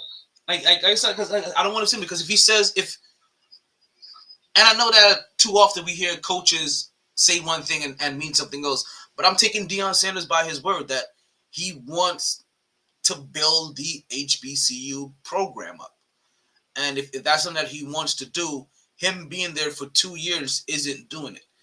Like it'll help. It helped get it eyes for 2 years. It may help get it eyes for another year and a half before it all continues to die right back down again. Because how many other 4-star, 5-star talented kids that can go to a power conference school is going to choose an HBCU that doesn't have Deion Sanders attached to it over a power conference school? They'll just go to the power conference that has Deion Sanders attached to it, if that's the case. So it's going to be interesting to see how this next process of collegiate coaching is handled by Deion Sanders. While I will be disappointed if he goes to Colorado, I can't be mad at him. It's the next progressive step up the professional ladder, right? So I can understand him chasing the professional ladder. I'll be disappointed because he would have had the opportunity to do something really big for that HBCU program. Because can you imagine eventually if Deion Sanders does this for 10, 15 years and truly gets them what they need, truly gets them the money and the continuous eyeballs and the coaching and the notoriety and the 4-star and 5-star recruits. And next thing you know, like how they really wanted it to be in 10, 15 years, these HBCUs are as big as the Bamas, as big as the Clemsons. And it's all chocolate city. We don't care if you have extra security during those games. Our band is going to be lit. What did Rowley say? My president is black and my Lambo is blue. Get the fuck out of my face before I smack the shit out of you. I was watching that clip earlier. Oh man, the Boondocks is pop. Yo, they bring back all of these old shows, and I really know they can't really keep the Boondocks around anymore or make new ones of the Boondocks. But man, I miss the Boondocks. I really do. I really do. Like, who don't miss Rowley? Like, who don't miss Rowley? Like, if Rowley ain't your favorite character, like, you just a hater. Like, seriously. Right, but as we talk about prime positions, right? Let's talk about some primetime players, right? Or as we like to call them, our MyT performers of this week. And this one is going to come to you with a little... The MyT Fantasy Football Tips. Not winning tips, just tips. Just the tip? Just the tip. Just the tip. Let's just say what I want involves much more than just the tips. Just the tips. What I want is much more than just the tips.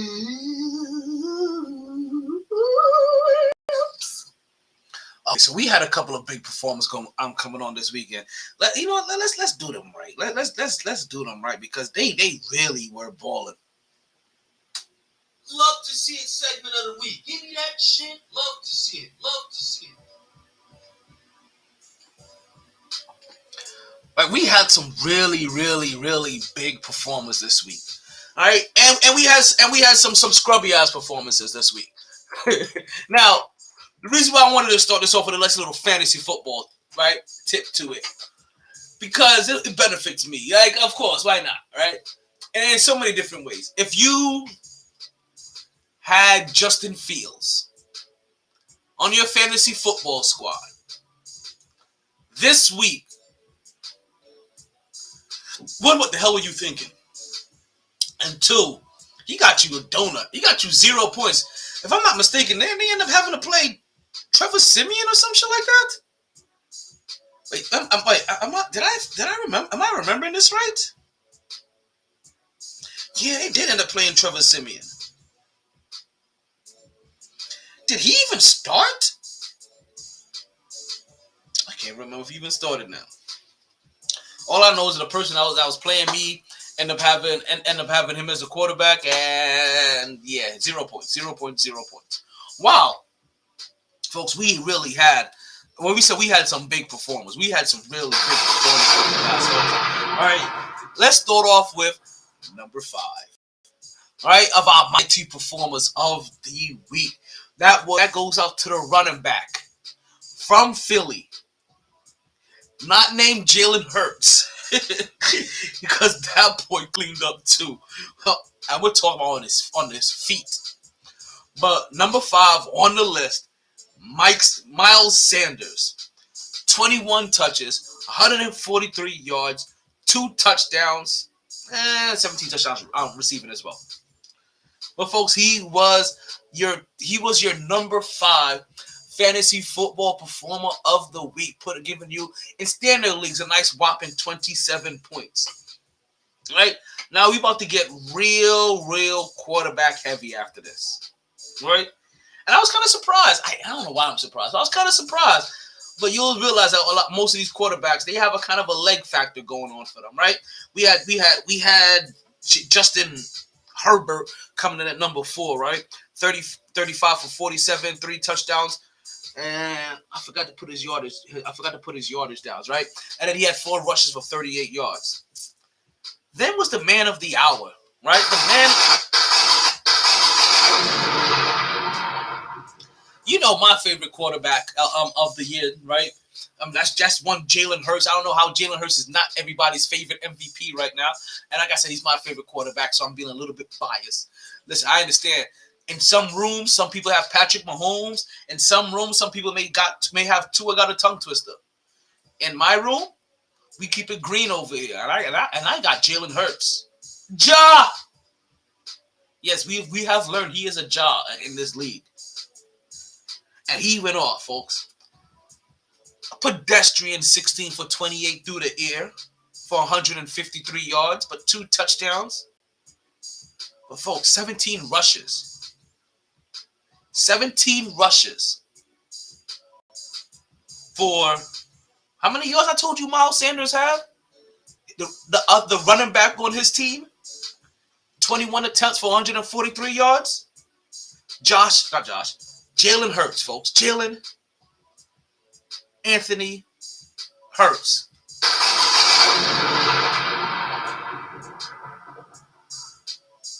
17 attempts. 100. 156 yards. Yo.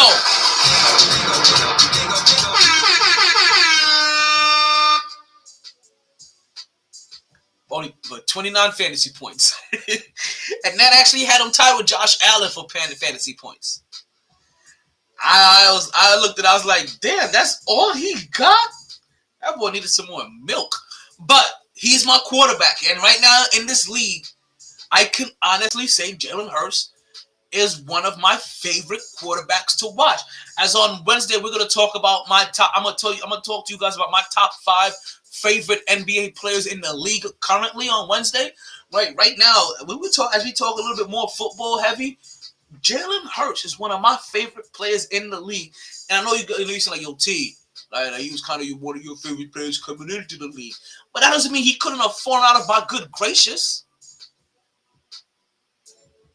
You understand? Like, Jalen Hurts, to me, like, he's one of my favorite players, and he has no controversy around him. It's not like my love with Jameis Winston, right? Like, I love Jameis Winston, but that's only because he was a content goose that laid the golden egg. Like anytime you turned around, he was Donald Trumping up the place. Jalen Hurts is not that guy. He's a humble man. That all he does is put up W's and fly high. And we know how much I love to fly high. I'm a jet, for Christ's sake. We fly higher than eagles. I mean, the record ain't saying it right now, but you know what I'm saying, you know. Josh Allen holds your number 2 fantasy football. Before I like to call him the number 3, honest with you, and elevate Jalen Hurts to number 2. Josh Allen was 24 for 42, 253 yards, 2 touchdowns, and 1 interception. Had 10 rushes for 78 yards and a touchdown as well. And those were 2 through 5. And all of those guys failed the comparison to the running back that I had on my fantasy football team. To currently the number 1 running back in fantasy football. That is the running back for the Las Vegas Raiders. I call him Dynamite! Josh Jacobs. As he ran for 33 attempts. That gets you a bludgeon award around here. Definitely. 229 yards. 2 touchdowns. But wait, there's more.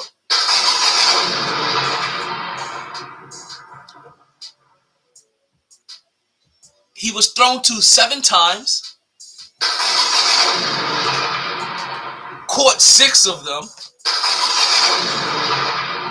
Dropped 74 yards on their head. 41 fantasy points. 41 fantasy points. You understand? Between him and one other person, I outscored the person I was playing with just 2 people. It was that kind of fantasy weekend. And granted, I'm talking all this big cash shit, and I'm not even going to sniff the playoffs. We have more people than we've ever had in the playoffs, and I'm not even going to sniff the playoffs. If I sniffed the playoffs this year, I got lucky. Like, I literally backed in there. Like Brandon Jacobs. I literally backed in there.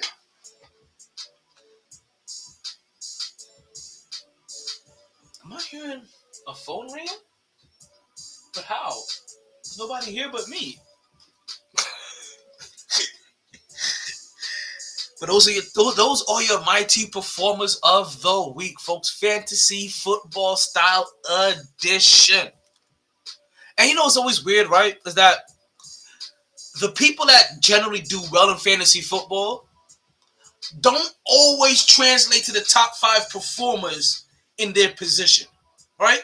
For instance, I just told you about Justin Herbert, Jalen Hurts, Josh Allen, and, well, that was it. Those three. Can you guess out of those three, how many out of those three were actually a top 5 quarterback this week in passing yards? How many of them was a top 5 this week? None of them. None. Yo, from afar, Matt Jones looked like Tom Brady with my glasses on. Matt Jones was your highest producing quarterback, 382 yards, 2 touchdowns, but took an L to Minnesota, 33-26. Ended up getting sacked 3 times, had a passer rating 119. We've seen Geno Smith as he continues to fight for comeback player of the year or whatever he's fighting for. Like, I don't know what it is. Geno Smith deserves to get some kind of award this year. I don't know what award he deserves to get, but Geno Smith deserves to get some kind of award this year. This past week, he lost to the Las Vegas Raiders. Right, he was 27 for 37, 2 touchdowns and 1 interception. And can I get a little bit of? You know what? Go hard. Check. Go hard. Nah, I don't want that one. I don't want that one. Love to see it segment of the week. Give me that shit. Love to see it. Love to see it. But we still here. All right. Geno Smith manages, even though he takes his L, right? 2 touchdowns, 1 interception, 3 sacks, got a fumble in their 106 passer rate. Trevor Lawrence comes in at number 3, right? 321 yards, 29 for 37, 3 touchdowns, 4 sacks. Patrick Mahomes, 320 yards. Mike White for the New York Jets.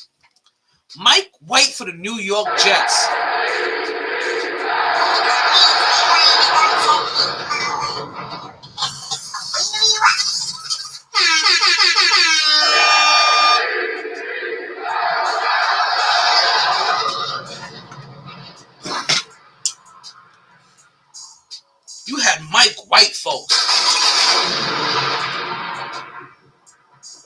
coming in with 315 yards, finding Red Wilson for only 80-something of them. If I'm not mistaken, in this game, the New York Jets had 10 different receivers catch a ball. 10!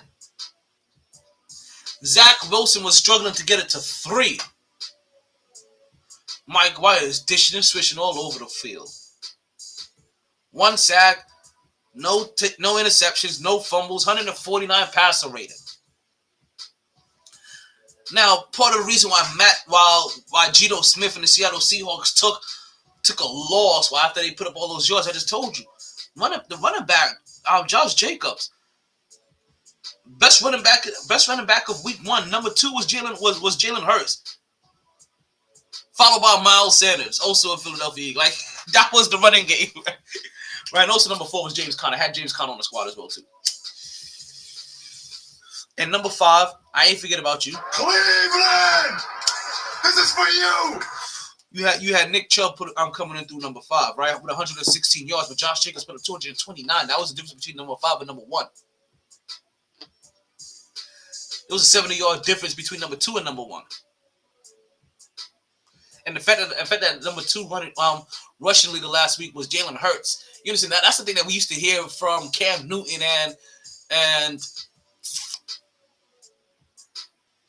damn it, the boy in Detroit, Lamar Jackson, Michael Vick.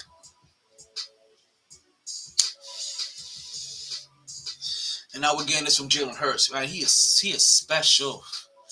He is special. I feel like he don't get talked about enough. I feel like too much talk is revolved around Tua got a tongue twister. Still to this day, when Jalen Hurts is still outshining Tua, he gets talked about more. What is it about this little 4'2" Hawaiian falafel? I didn't want to disrespect him too bad. All right? Now you see, so as you just to see when it comes to the quarterbacks, None of the fantasy football quarterbacks, right, that top the fantasy football charts made it here. But that's also because most fantasy football quarterbacks that top the charts are usually topping the charts because of their legs. As you can see here, Geno Smith, Trevor Lawrence, Patrick Mahomes, they're not the leggy types. Like, they may give you 40, 50 yards, but they ain't trying to put out 127, 156, 157. So they ain't trying to push out those numbers. Just enough. Slide here, slide there, first down here, first down there. Make the defense stay honest here. And that's about it. They're not trying to win the game with their legs. They're just trying to extend plays with their legs and keep drives alive. Drives alive, drives alive. Keeping these drives alive.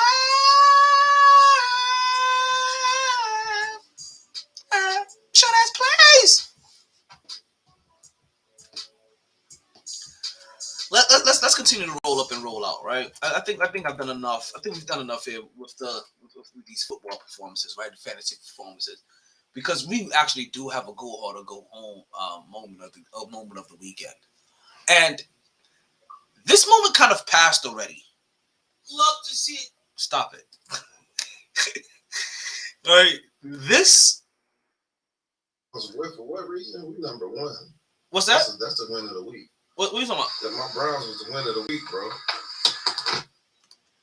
Talk to me. I said our Browns was the win of the week, bro. I don't know what you was talking about. Nick Chubb was 5 or something. He was number 1. That mean when I won the game. Oh, he was 5th in producing yards. He was 5th in yards. Well, he was number 1. He's number 1.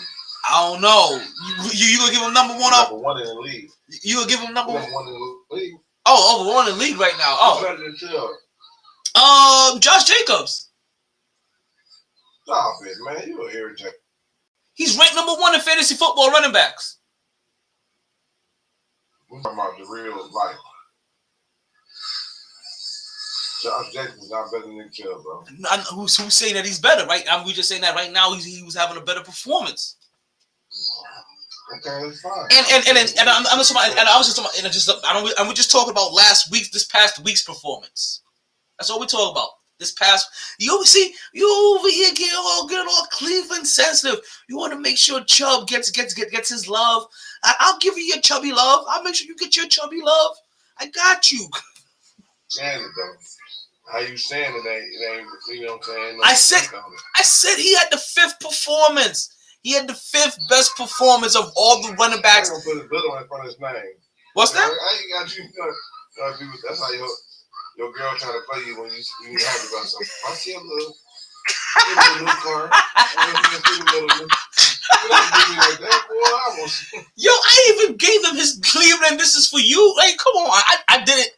I gave him as enough justice as I did anybody else that I talked about in the number 5 position in performance this week. Actually, no, I'm lying. I gave Mike White more love. Listen, I didn't stay there. Listen, I didn't even mention James Conner. The only thing I mentioned about James Conner, he was on my squad. Nick Chubb had a game, but nobody had that game this week like Josh Jacobs. And Josh Jacobs had a walk-off too.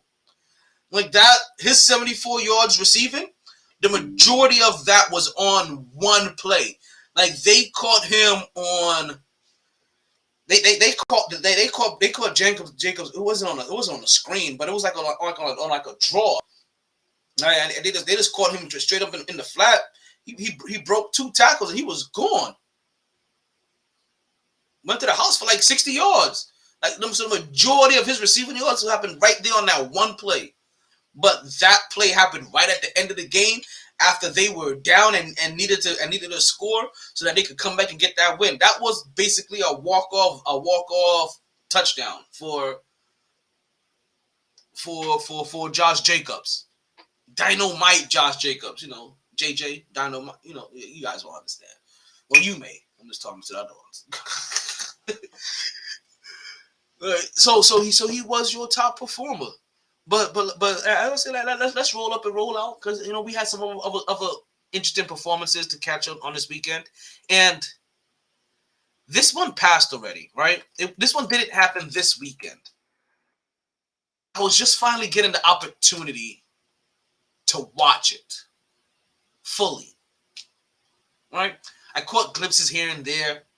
Didn't quite get to see everything I wanted to see. Saw how, basically, I saw the highlights. What am I beating around the bush? What am I beating around the Barbara Bush over here for, right? Now I got a Lewinsky me. So, like, I saw the highlights, and I ended up seeing the entire fight. And granted, the highlights did it a lot of justice. That's the thing about these short fights, right? Or some said these UFC fights. Yeah, you watch the right highlights, and you really do get the whole entire fight. But I still missed a whole lot. And I can still, when I watched it this week, or even today, I should say, I realized there was a general pulse of the fight that I didn't get the first time around that I was able to get this time. Folks, let's talk about UFC 281. Go hard. So jacked right now. Go home.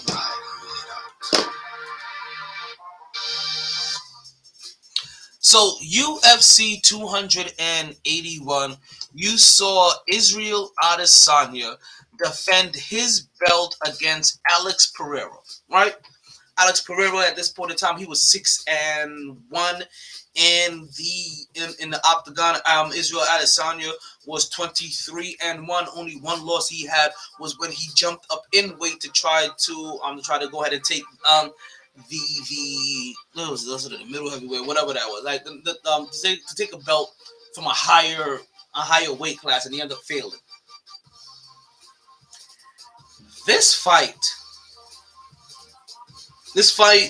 had a backstory to it, right?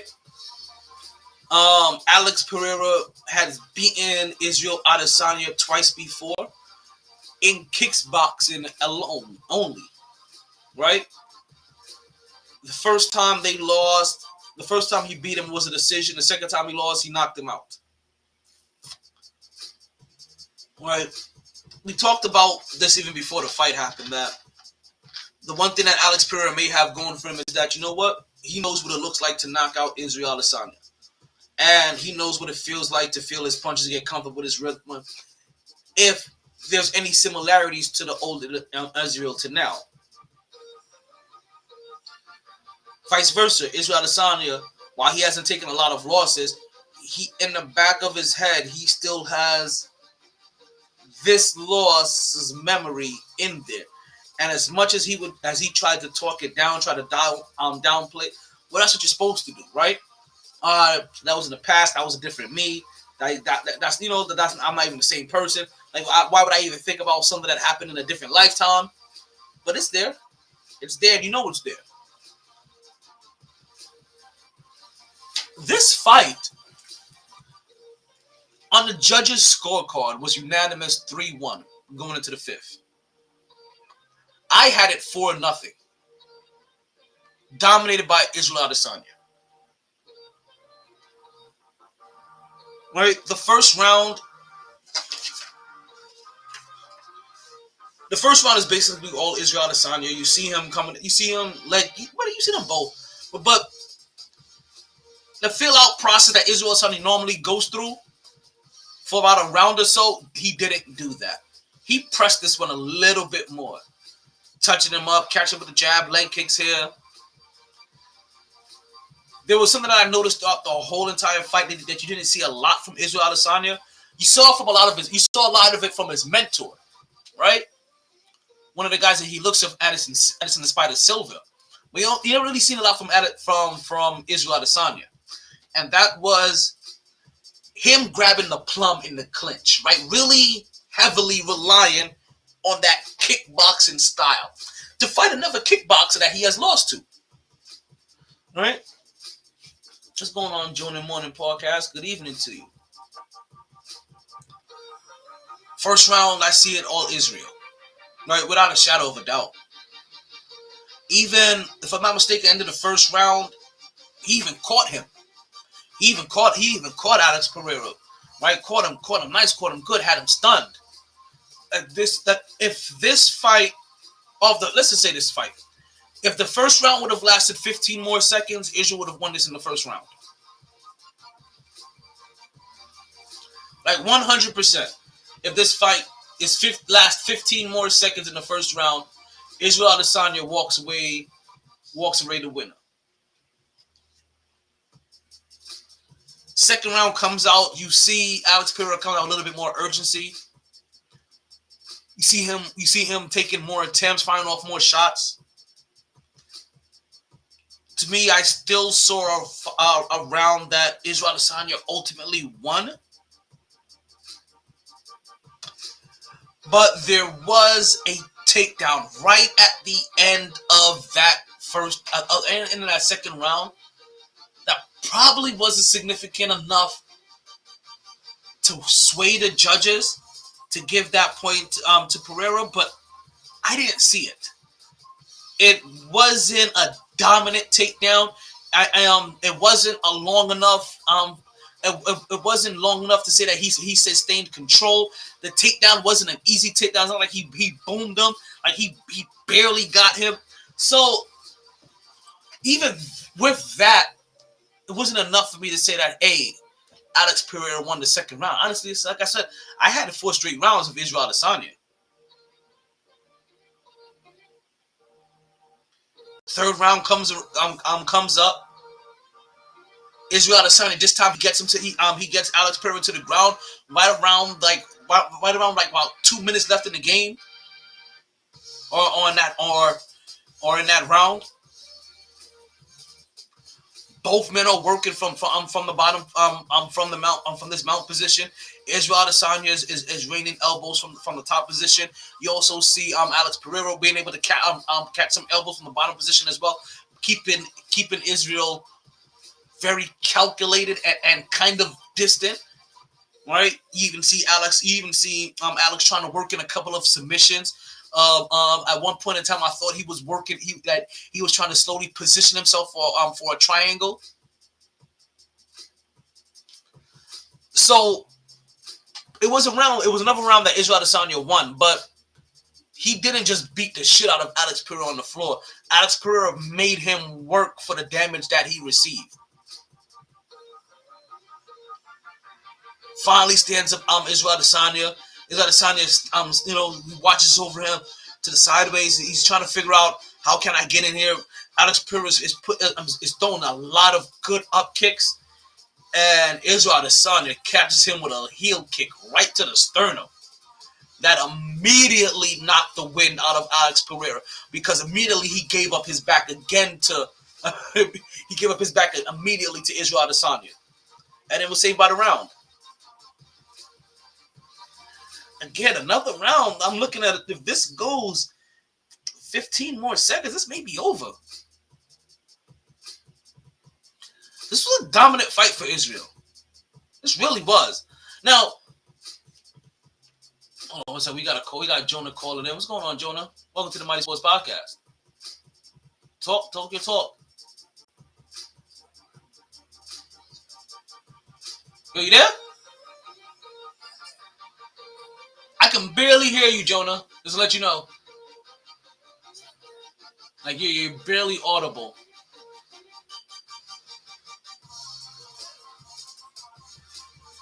Yeah, I can barely hear. I'm gonna drop you. I'm gonna try to see if we can get that fixed. And whenever you feel like you got that under wraps, give me a call back and we'll chop it up. Yeah, but for right now, yeah, I can't hear a word that you're saying. I do apologize. I really love to hear what you got going on. But yeah, as soon as you get that fixed, give us a call back up. I got you. So again, we're talking about 4 straight rounds where Israel Adesanya, I think, is dominating this fight.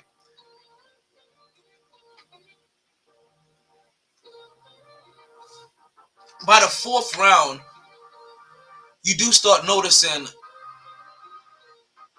I don't even want to say urgency, but even from the beginning. But by the 4th round, it really starts to become prominent how heavy-handed Alex Pereira is, right? They talked about it all fight, but you can hear it too. Like they weren't joking when they said it. You can hear it. His punches they weren't fast. They were slow, hard, and thudding just every time. Just bone and body shattling and body rattling. Right? And that would honestly end up coming into play in the fifth round. At the end of the fourth, Alex Perez, Alex's coach, corner tells him, listen, you need to go for gusto. You need to go for broke. Like you need to go for the knockout hit. Like swing. It's like swing like you've never swung before. And swung like he never swung before is what Alex Pereira did. He came out swinging for the fences.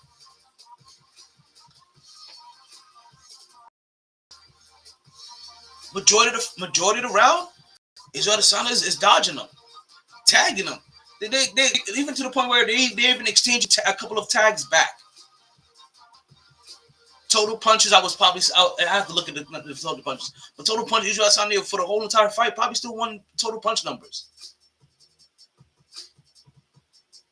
But then you see it come in there, right? Those thudding punches. And he caught him with one thudding punch underneath the chin. And then as he tried to back out and escape, caught him with another one that sent him back the other way. It's like, oh, I'm going this way. Oh, no. Oh, shit. No, I'm going this way. And next you know, Israel Adesanya is in trouble. And he's looking wobbly. And he has a hand down. As you know, he's back up on the fence. And he's like, come on, you son of a bitch. Yeah. Right? And Alex Pereira comes in there, starts giving him the mercy shots. Bam. Another uppercut. Bam to the body. Then he's punching. Israel Adesanya starts doing a blind dodge and weave. Right? Bob and weave. Which, in boxing, probably may buy you a little bit more time. In MMA, it doesn't. Now, initially, I thought I did. I thought they possibly called the fight a little too early. Stopped it too soon. But once I heard the explanation that, listen, from the position that he was in, and it looked like that, while he may be dodging, he really isn't dodging. He's almost out on his feet. What's going on, Raw Talk? I haven't seen you in a while. How you doing, Pippin? He's basically out on his feet. And all it would have taken was one well-placed knee to make this look really nasty. So it was stopped right? Now, to be honest with you, like I said, even in the fifth round, I had Israel Adesanya winning until he got knocked out. So we're talking about 5 straight rounds to none that he's winning. I think, like I said, the judges had it 3-1 unanimously. Most of them probably giving Alex Pereira the second round. But there's going to be a rematch. Oh, man. Listen here. Listen here. Oh, just finished watching Raw. Oh, shit. How was Raw? Oh, man, I'm going to be watching Raw tomorrow. I will be watching Raw tomorrow. But you can always call in. I don't mind hearing a little bit today. Actually, you know what? I can't even because I'm still watching. I'm honestly, you know what? That's what I should finish watching. I'm over here trying to figure out what I wanted to watch all night during the podcast. I should have finished watching War Games. Right now I'm still watching War Games right now. If I'm not mistaken. Damn. Listen. So you know what? I'm gonna say this while I have you on there because I know you'll appreciate this, and then we'll get back to the Israel Adesanya fight. And there's not even much more to talk about Israel Adesanya. There's gonna be a rematch. Like that's probably good. I'm gonna leave that there. There's gonna be a rematch with Israel Adesanya. That fight was too good. It was too dominant, and it was too one-sided with an explosive ending that changed the tide for there not to be a rematch. And then if it happens another time, then this dude just has his number where he just knows how to outlast Israel Adesanya until the very last round and then puts him to sleep. And that could be something too. But we're going to get a rematch. Okay, so now let's get some Raw talk on here. It's not even about War Games so much, right? But let's get some talk on here. WWE talk. Right now, and I said this a couple weeks on the podcast. Right now, I feel like WWE is probably as exciting as they've ever been since the Attitude Era. And I say that because, right, there's a real buzz of anticipation lingering around WWE, right? Around basically for every week. Ever since Vince McMahon has been forced to step down, right? And there's been a new head of talent and talent relations. And you see them bringing back all of these individuals that they let go. It's almost like it reminds me of when they had the Raw's War and they brought out WCW. Remember that? When they see he's taking over. And, you're right. Triple H has taken over, and we've been a big fan. I've been a big fan too that he's pushing out. But it reminds me of that Attitude Era, right? Or that time when they brought out WCW, and then every week or so you're seeing a new superstar come in, or you're seeing a new superstar in the stand somewhere, and you're like, oh, is this going to be the next person to make their return? Or you don't hear anything. And if it's not a brand new if it's a superstar that they had signed previously that they had to let go, it's a superstar from injury, right? Like it's either or, but it's almost like every other week they're benefiting from the pop of a new star. And then as they ride that wave for a little bit, then bam, here comes a new one. I've been really enjoying the after McMahon era, right? Or I don't want to call it after McMahon, the post Vince era. Because for a while now, I can say that a lot of fans have been real upset of how Vince has been handling the roster. Not just with the individuals that he's been releasing, but the poor utilization of the talent that's been built up from NXT as well. So with this, with now Triple H taking over, you can see it. Like there's been a change, and the pop that they're getting, like I said, almost on a weekly basis, every other week, like multiple times a month, from a brand new superstar coming back again. It's been phenomenal. And for the people that were too young to ever witness the Attitude Era, but you constantly hear about it, how exciting it is. If you're excited about how of all of these returns and these superstars coming in now, just imagine when all of these guys were your rival, like your bona fide rival in WCW. And you were always dreaming about, damn, I wonder what would happen if so-and-so fights so-and-so. I wonder how will happen if so-and-so will have so-and-so. I wonder what happened if the Ayatollah of rock and roller decides to come down and bless us during a pay-per-view. What would happen? And boy, was it exciting. And the outcomes are as predictable, the outcomes aren't as predictable either. When Vince was in charge, you could tell who would win. Triple H has thrown some. No, he's right. You're fully right. You're fully right. I'm telling you, I've really been. Like I said, I've been a wrestling fan. Like if you listen to this podcast enough, you guys know how much of a wrestling fan I am. I'm so much of a wrestling fan that when I started investing into stocks, WWE was the first stock I bought. That's how much of a wrestling fan that I am. So yes, I am very much invested into the business of WWE, and that is a double entendre all day long. So I know I could be an asshole for asking this question, right? Or maybe at Raw Talk, do you have your own podcast where you talk? Will you do some Raw? Will you talk Monday Night Raw? And if so, like, please feel free to let the people know how they can find you. What times, what days?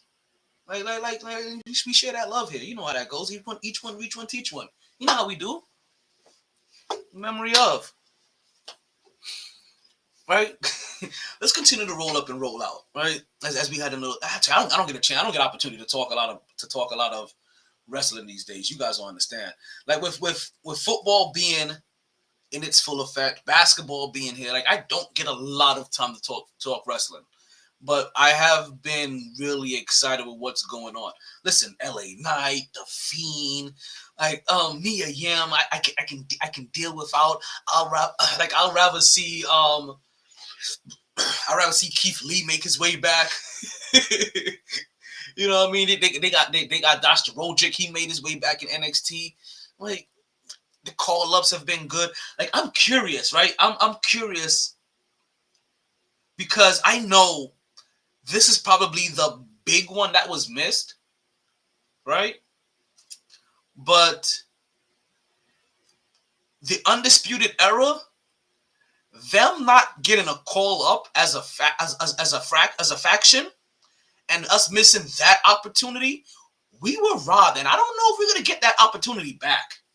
Like that is a complete robbery. Like they were supposed to be the next Four Horsemen, the next Legacy. Like you name those Triple H, Ric Flair, Randy Orton kind of groups, and they were the next ones. And okay, Raw Talk isn't just wrestling. I use a part of the podcast on here called the Raw Report. We talk about anything and everything. I got my name from that. It's just getting back into the street. Understood.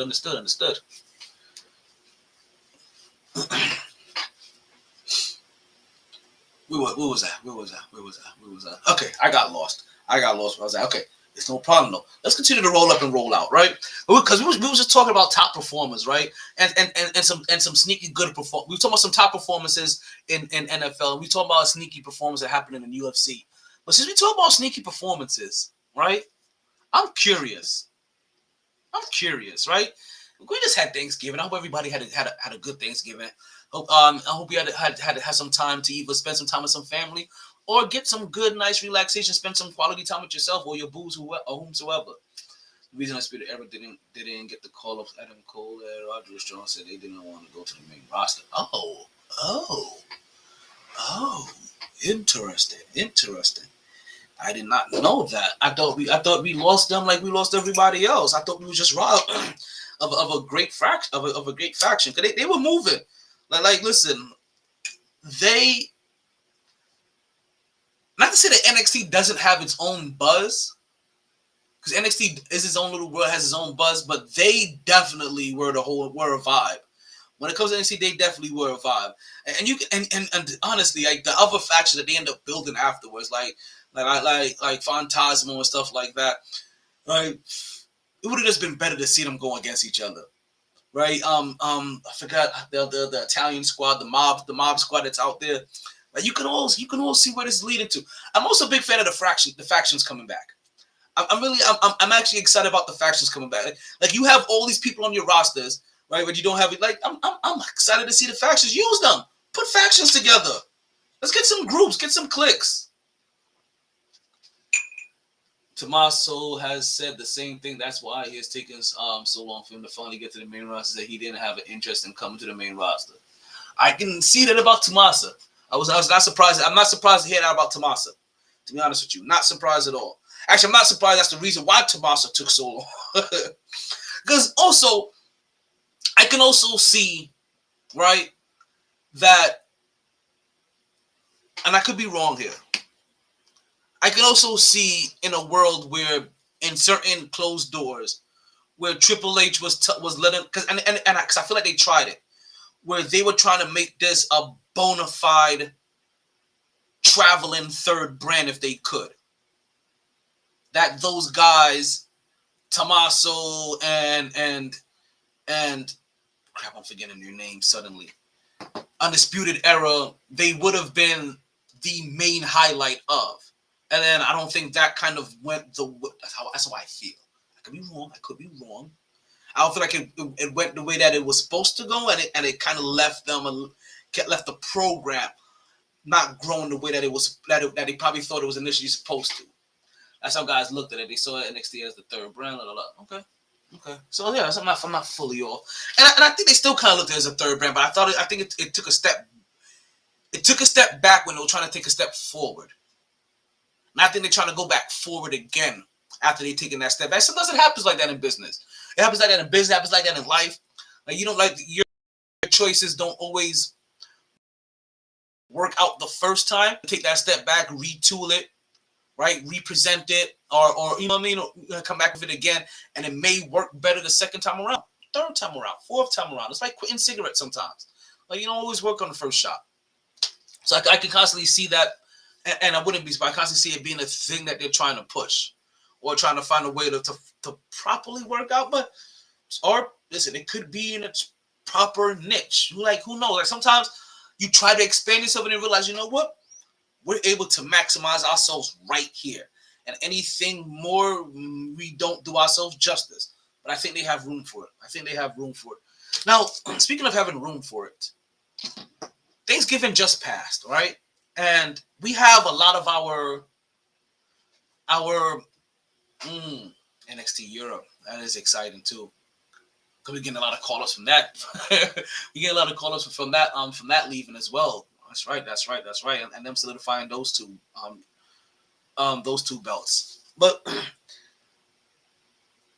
speaking of, right, as I was saying,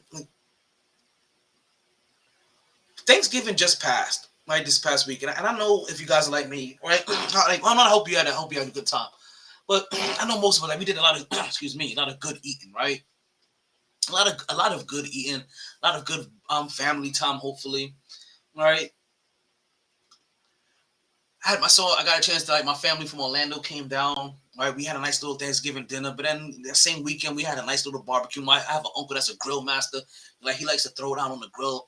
I ended up finding out a smoking trick that I didn't even know about, or a smoking secret I didn't know about, or smoking technique I should say I didn't know about.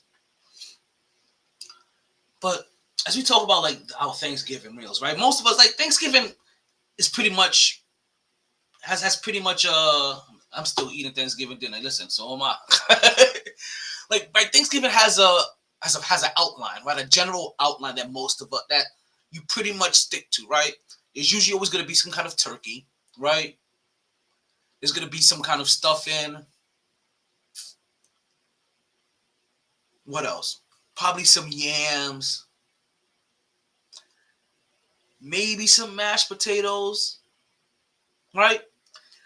That's usually like your four main things, right? Am I mistaken? Cranberry sauce, but turkey stuffing, mashed potatoes, cranberry, right?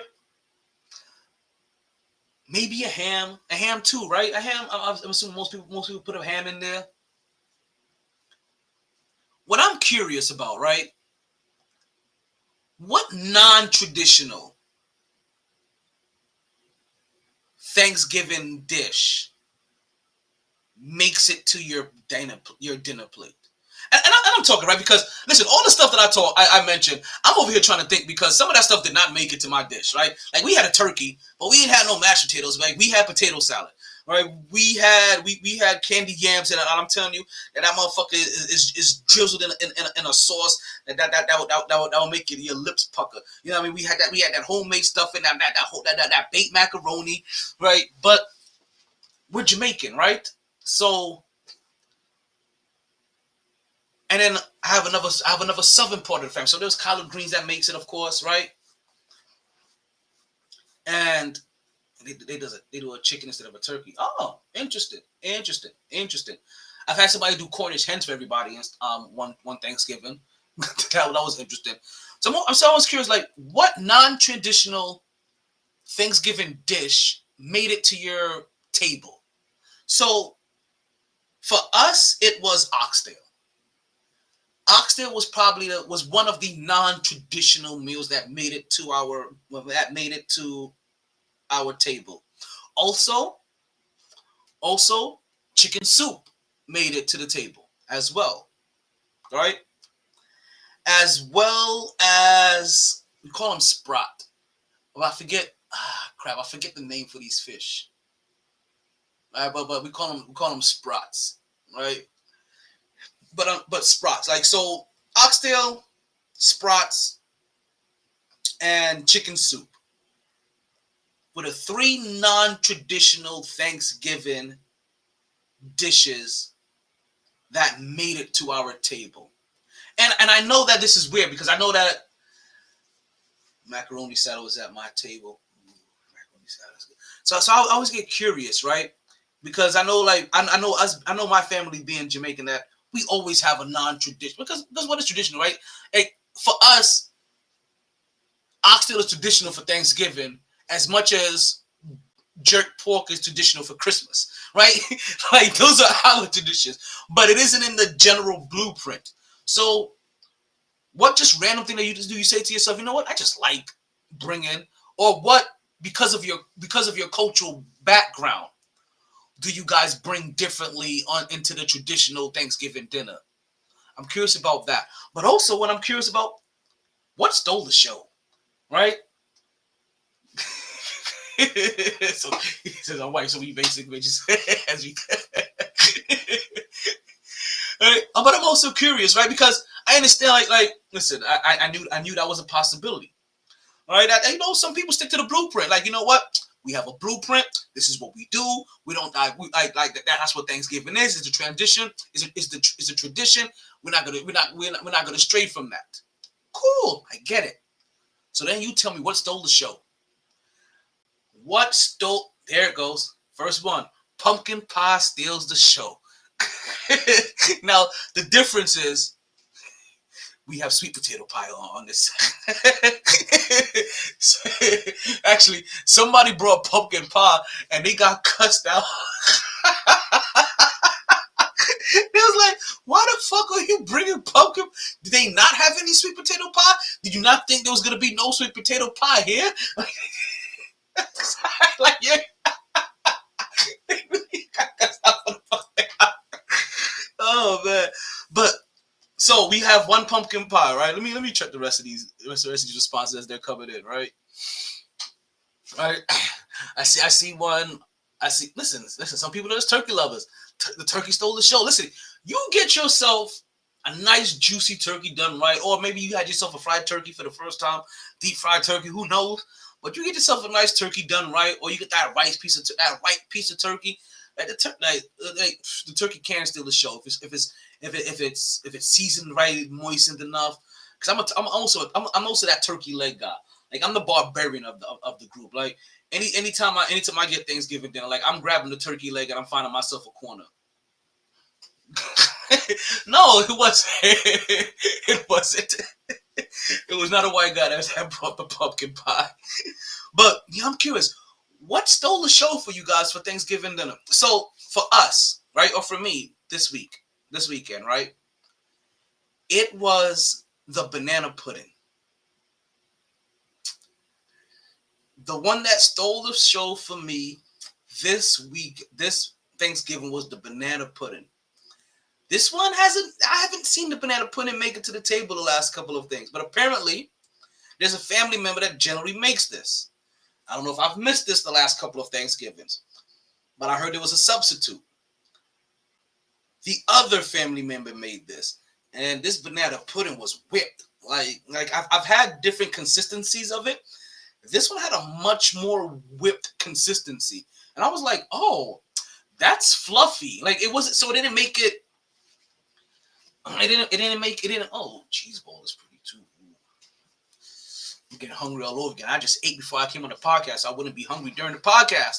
And you know what? I haven't had yet. I gotta make sure I do this tomorrow. I haven't had my Thanksgiving sandwich. I didn't make my post-Thanksgiving sandwich. So I gotta make sure I still have the ingredients. You know, turkey, ham, stuffing, collard greens, macaroni, cranberry sauce, all on a onion bagel. And just listen, man. I those pounds are coming. I feel like I gained 100 pounds just talking about this. Listen, man. I had to start making sure I'm working out again. I was like, man, I'm gonna have to lose this weight all over again. My doctor already told me my cholesterol was high before the holidays. I was like, it ain't gonna get no better. Like, you know what? Me and my doctor and I had this conversation every single year. I have a question for you guys. Right? There's a lot of questions I have for you guys. When you see your primary care physician and your doctor asks you, how much do you drink? And when you give him your honest answer, Is your doctor's next response, are you an alcoholic? Because that's how my doctor responds to me.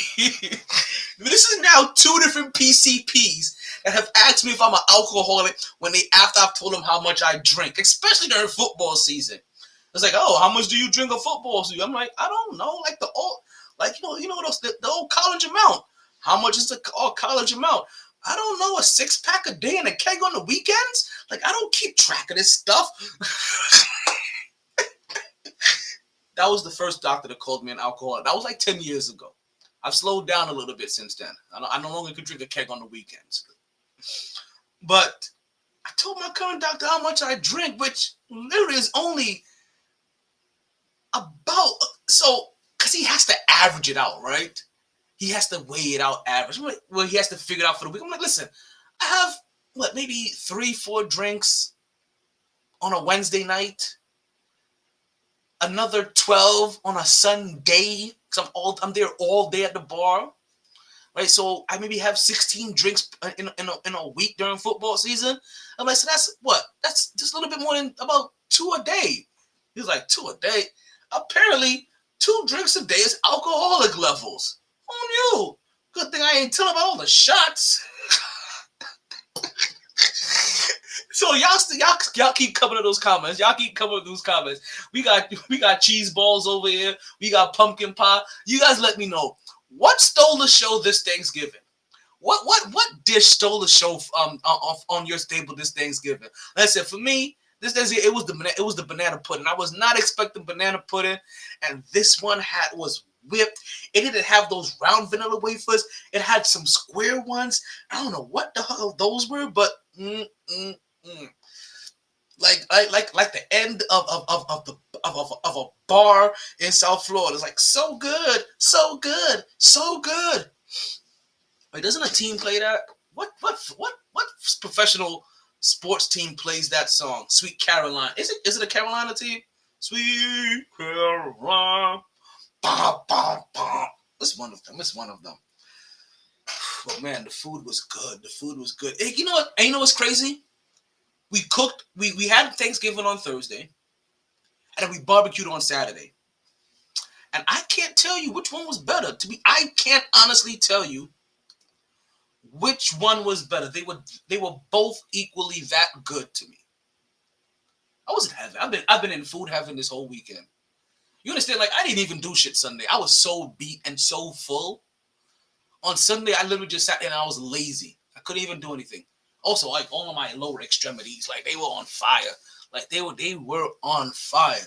Full good legs was on fire. Barbecue rib alert.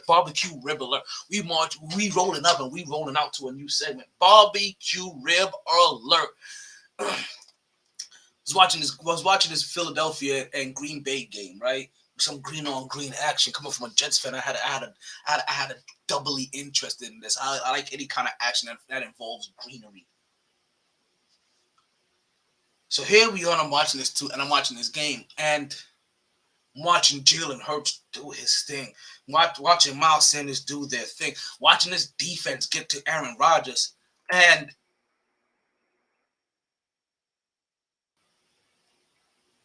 Aaron Rodgers tapped out. I know what you guys are saying. I know what the report says, but Aaron Rodgers tapped out. Let's not. No. Hear me out here. Now, it may be justified, but that doesn't mean that he still didn't tap out. Oh, barbecue rib alert! Barbecue rib alert! They get to Aaron Rodgers. Aaron Rodgers takes a nice little thumping, goes to the back, and the next thing you know, he's coming back. He's in t-shirts and the jeans. All right? You know what I mean. No pads. Except for the maxi. Or the heating pad. My bad. Except for the heating pad. Because they're coming back saying that he fractured, bruised, broke a rib or whatever. And he won't be returning for the rest of the game. So he gets added to the MyT injury report.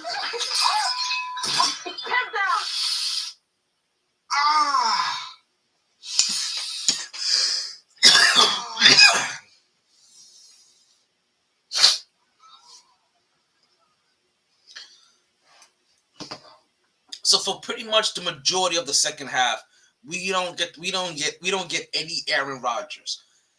And I know that it comes out say that he had the injured ribs, but no. It's a little bit deeper than that. He didn't come back because he knew that the season was over for his team. So why continue to fight? Why play hard? Why continue to play at all? If I'm Aaron Rodgers, this is how you're gonna act, Aaron Rodgers, then just fake your injury for the rest of the season. Get a head start on next season, come back healthy. But see, he's scared. See? He wanted to tap out. He really did, and he did. He tapped out. He quit on his team. If their record is 8-4 and not 4-8, or let's say, my bad. If their record is 4-7, right, or 7-4 instead of 4-7 at the time, Aaron Rodgers is still playing. Aaron Rodgers finishes this game out. And then he brags about or finds a non-so-subtle way to tell us of how he finished this game with possibly a broken rib. But this season is a wash for them. Green Bay, one of the teams from last year that made the playoffs, is already one of the teams that's not going to make it. Is not going to make it back this year. One of the 6 teams from the yearly turnover that the NFL has. Don't worry, we're going to talk about that on Wednesday. We got a chart for you guys, and I did a chart. Got a PowerPoint. All right. But no, don't get it twisted.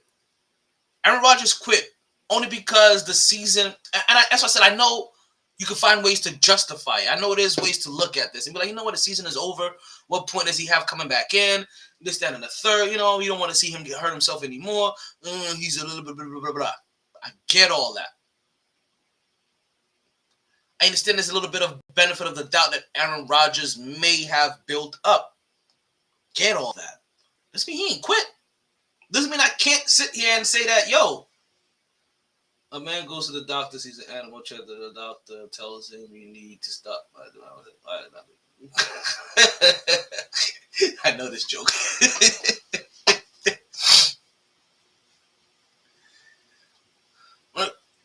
So Aaron Rodgers goes out and he goes down and he goes out. And now we get Jordan Love. And Jordan Love, to me, doesn't look half bad. And I'm going to tell you why. Jordan Love, forget the numbers. 6 for 9, 113 yards, 1 touchdown. But maybe let's not forget the numbers. Because it's the 1 touchdown that he threw. Right? Actually, he didn't throw that touchdown. Did he? Was that guy stopped at the 1 yard line?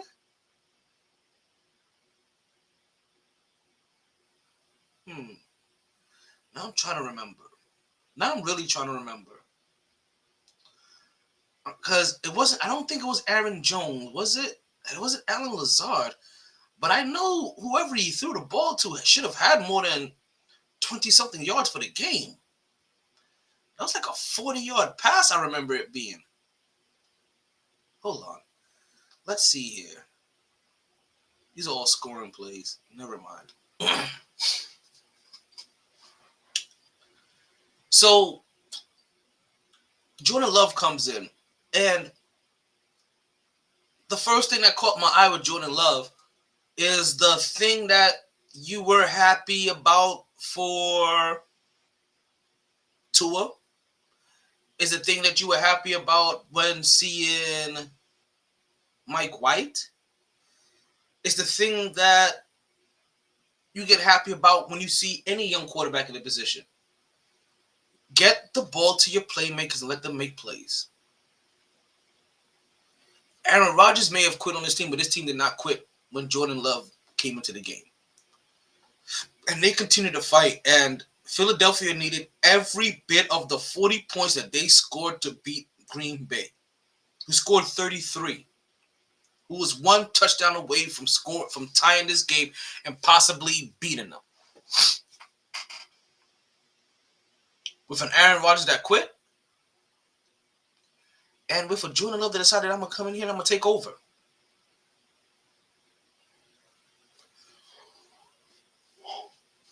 Excuse me. I'm going to be curious to see how long Aaron Rodgers decides to sit out. Because there's a part of this that says, you know what, Aaron? Fuck it. You want to be like this? Fuck it. Go ahead and sit down. Take the early time off. You've earned it. You deserve it. Yada, yada, yada, blah, blah, blah. Right? Get a head start on your next season. But then there's also the, hold on, wait a minute.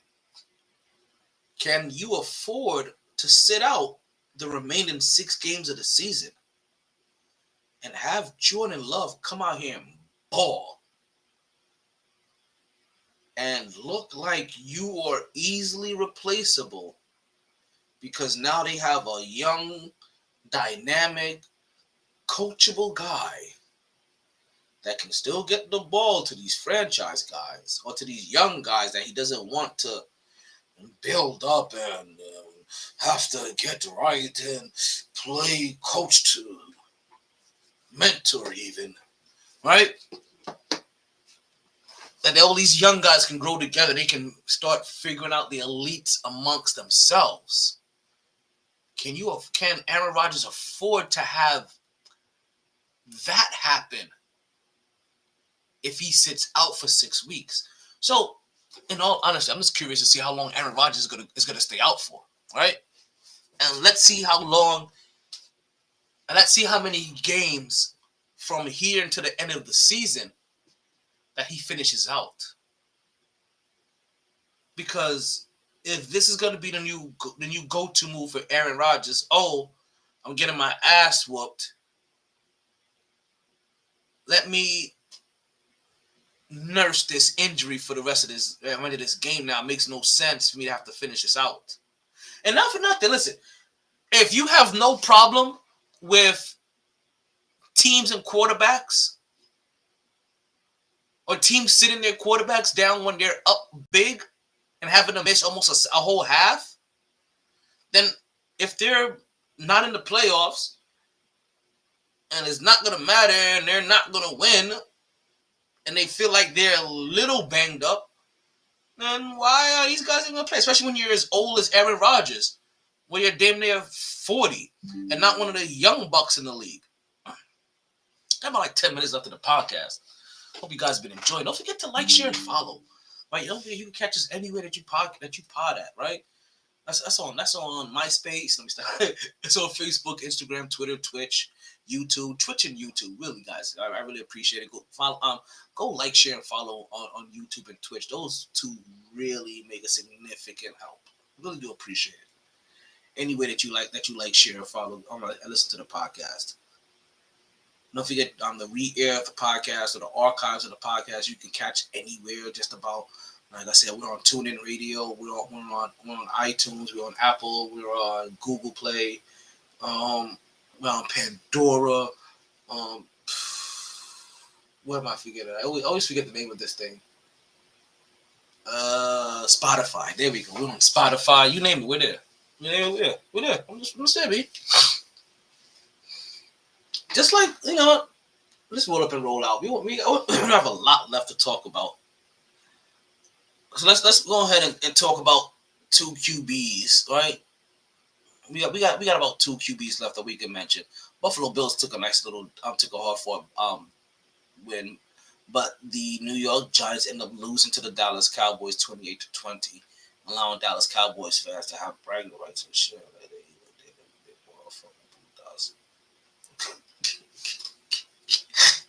Oh man.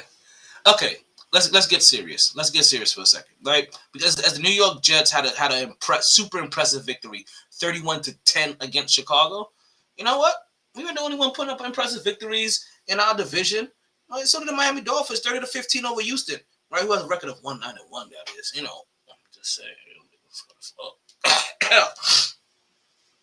Right, but this game was a blowout. Like, oh my God, this game was a blowout.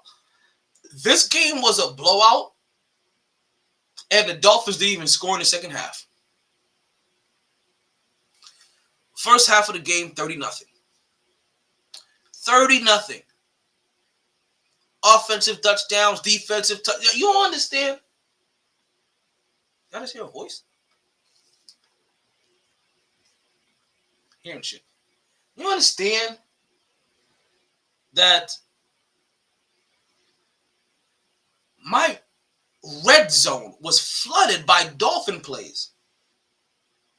Like, I'm watching NFL red zone, and I might as well have been watching the Dolphins game for the first half. Every time I looked up, every time I turned around, there was another Dolphin touchdown, another Dolphin red zone, another Dolphin defensive play.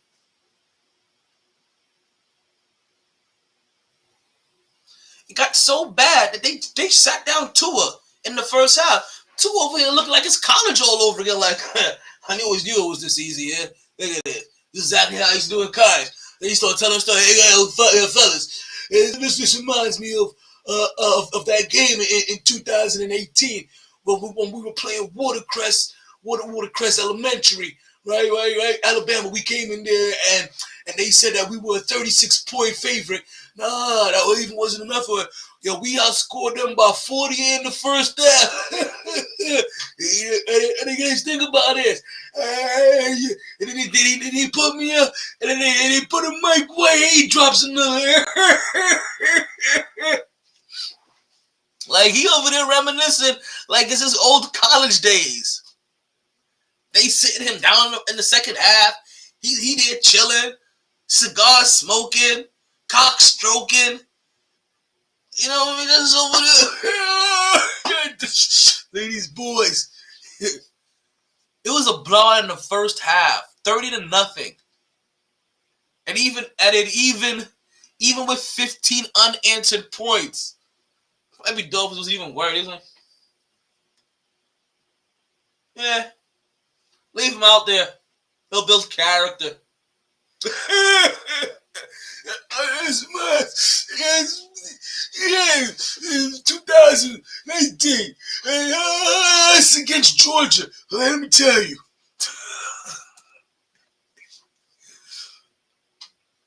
But no, listen. In all due respect, right? Like they did their thing. Like they really did their thing. They took care of business. Like the New York Jets took care of business, and like you expect teams like that to hopefully take care of business, right? We have 6 games left, 6 weeks left. These next 6 weeks are going to be crucial. I may get my wish. I may get the thing that I asked for. And what that was, hey,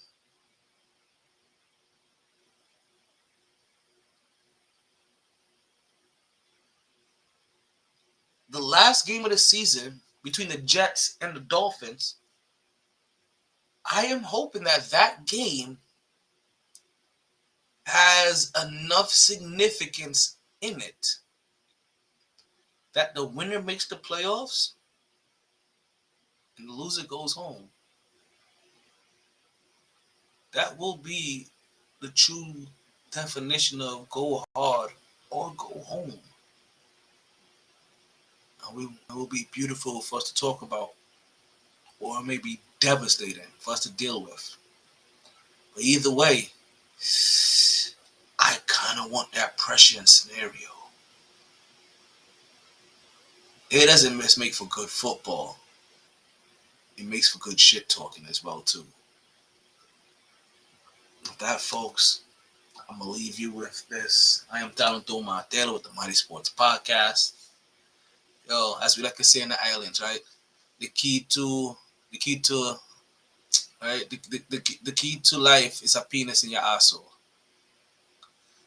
Talent through my dealer, MyT Sports Podcast. Continue to transform yourself into the kind of person that you want to work for you.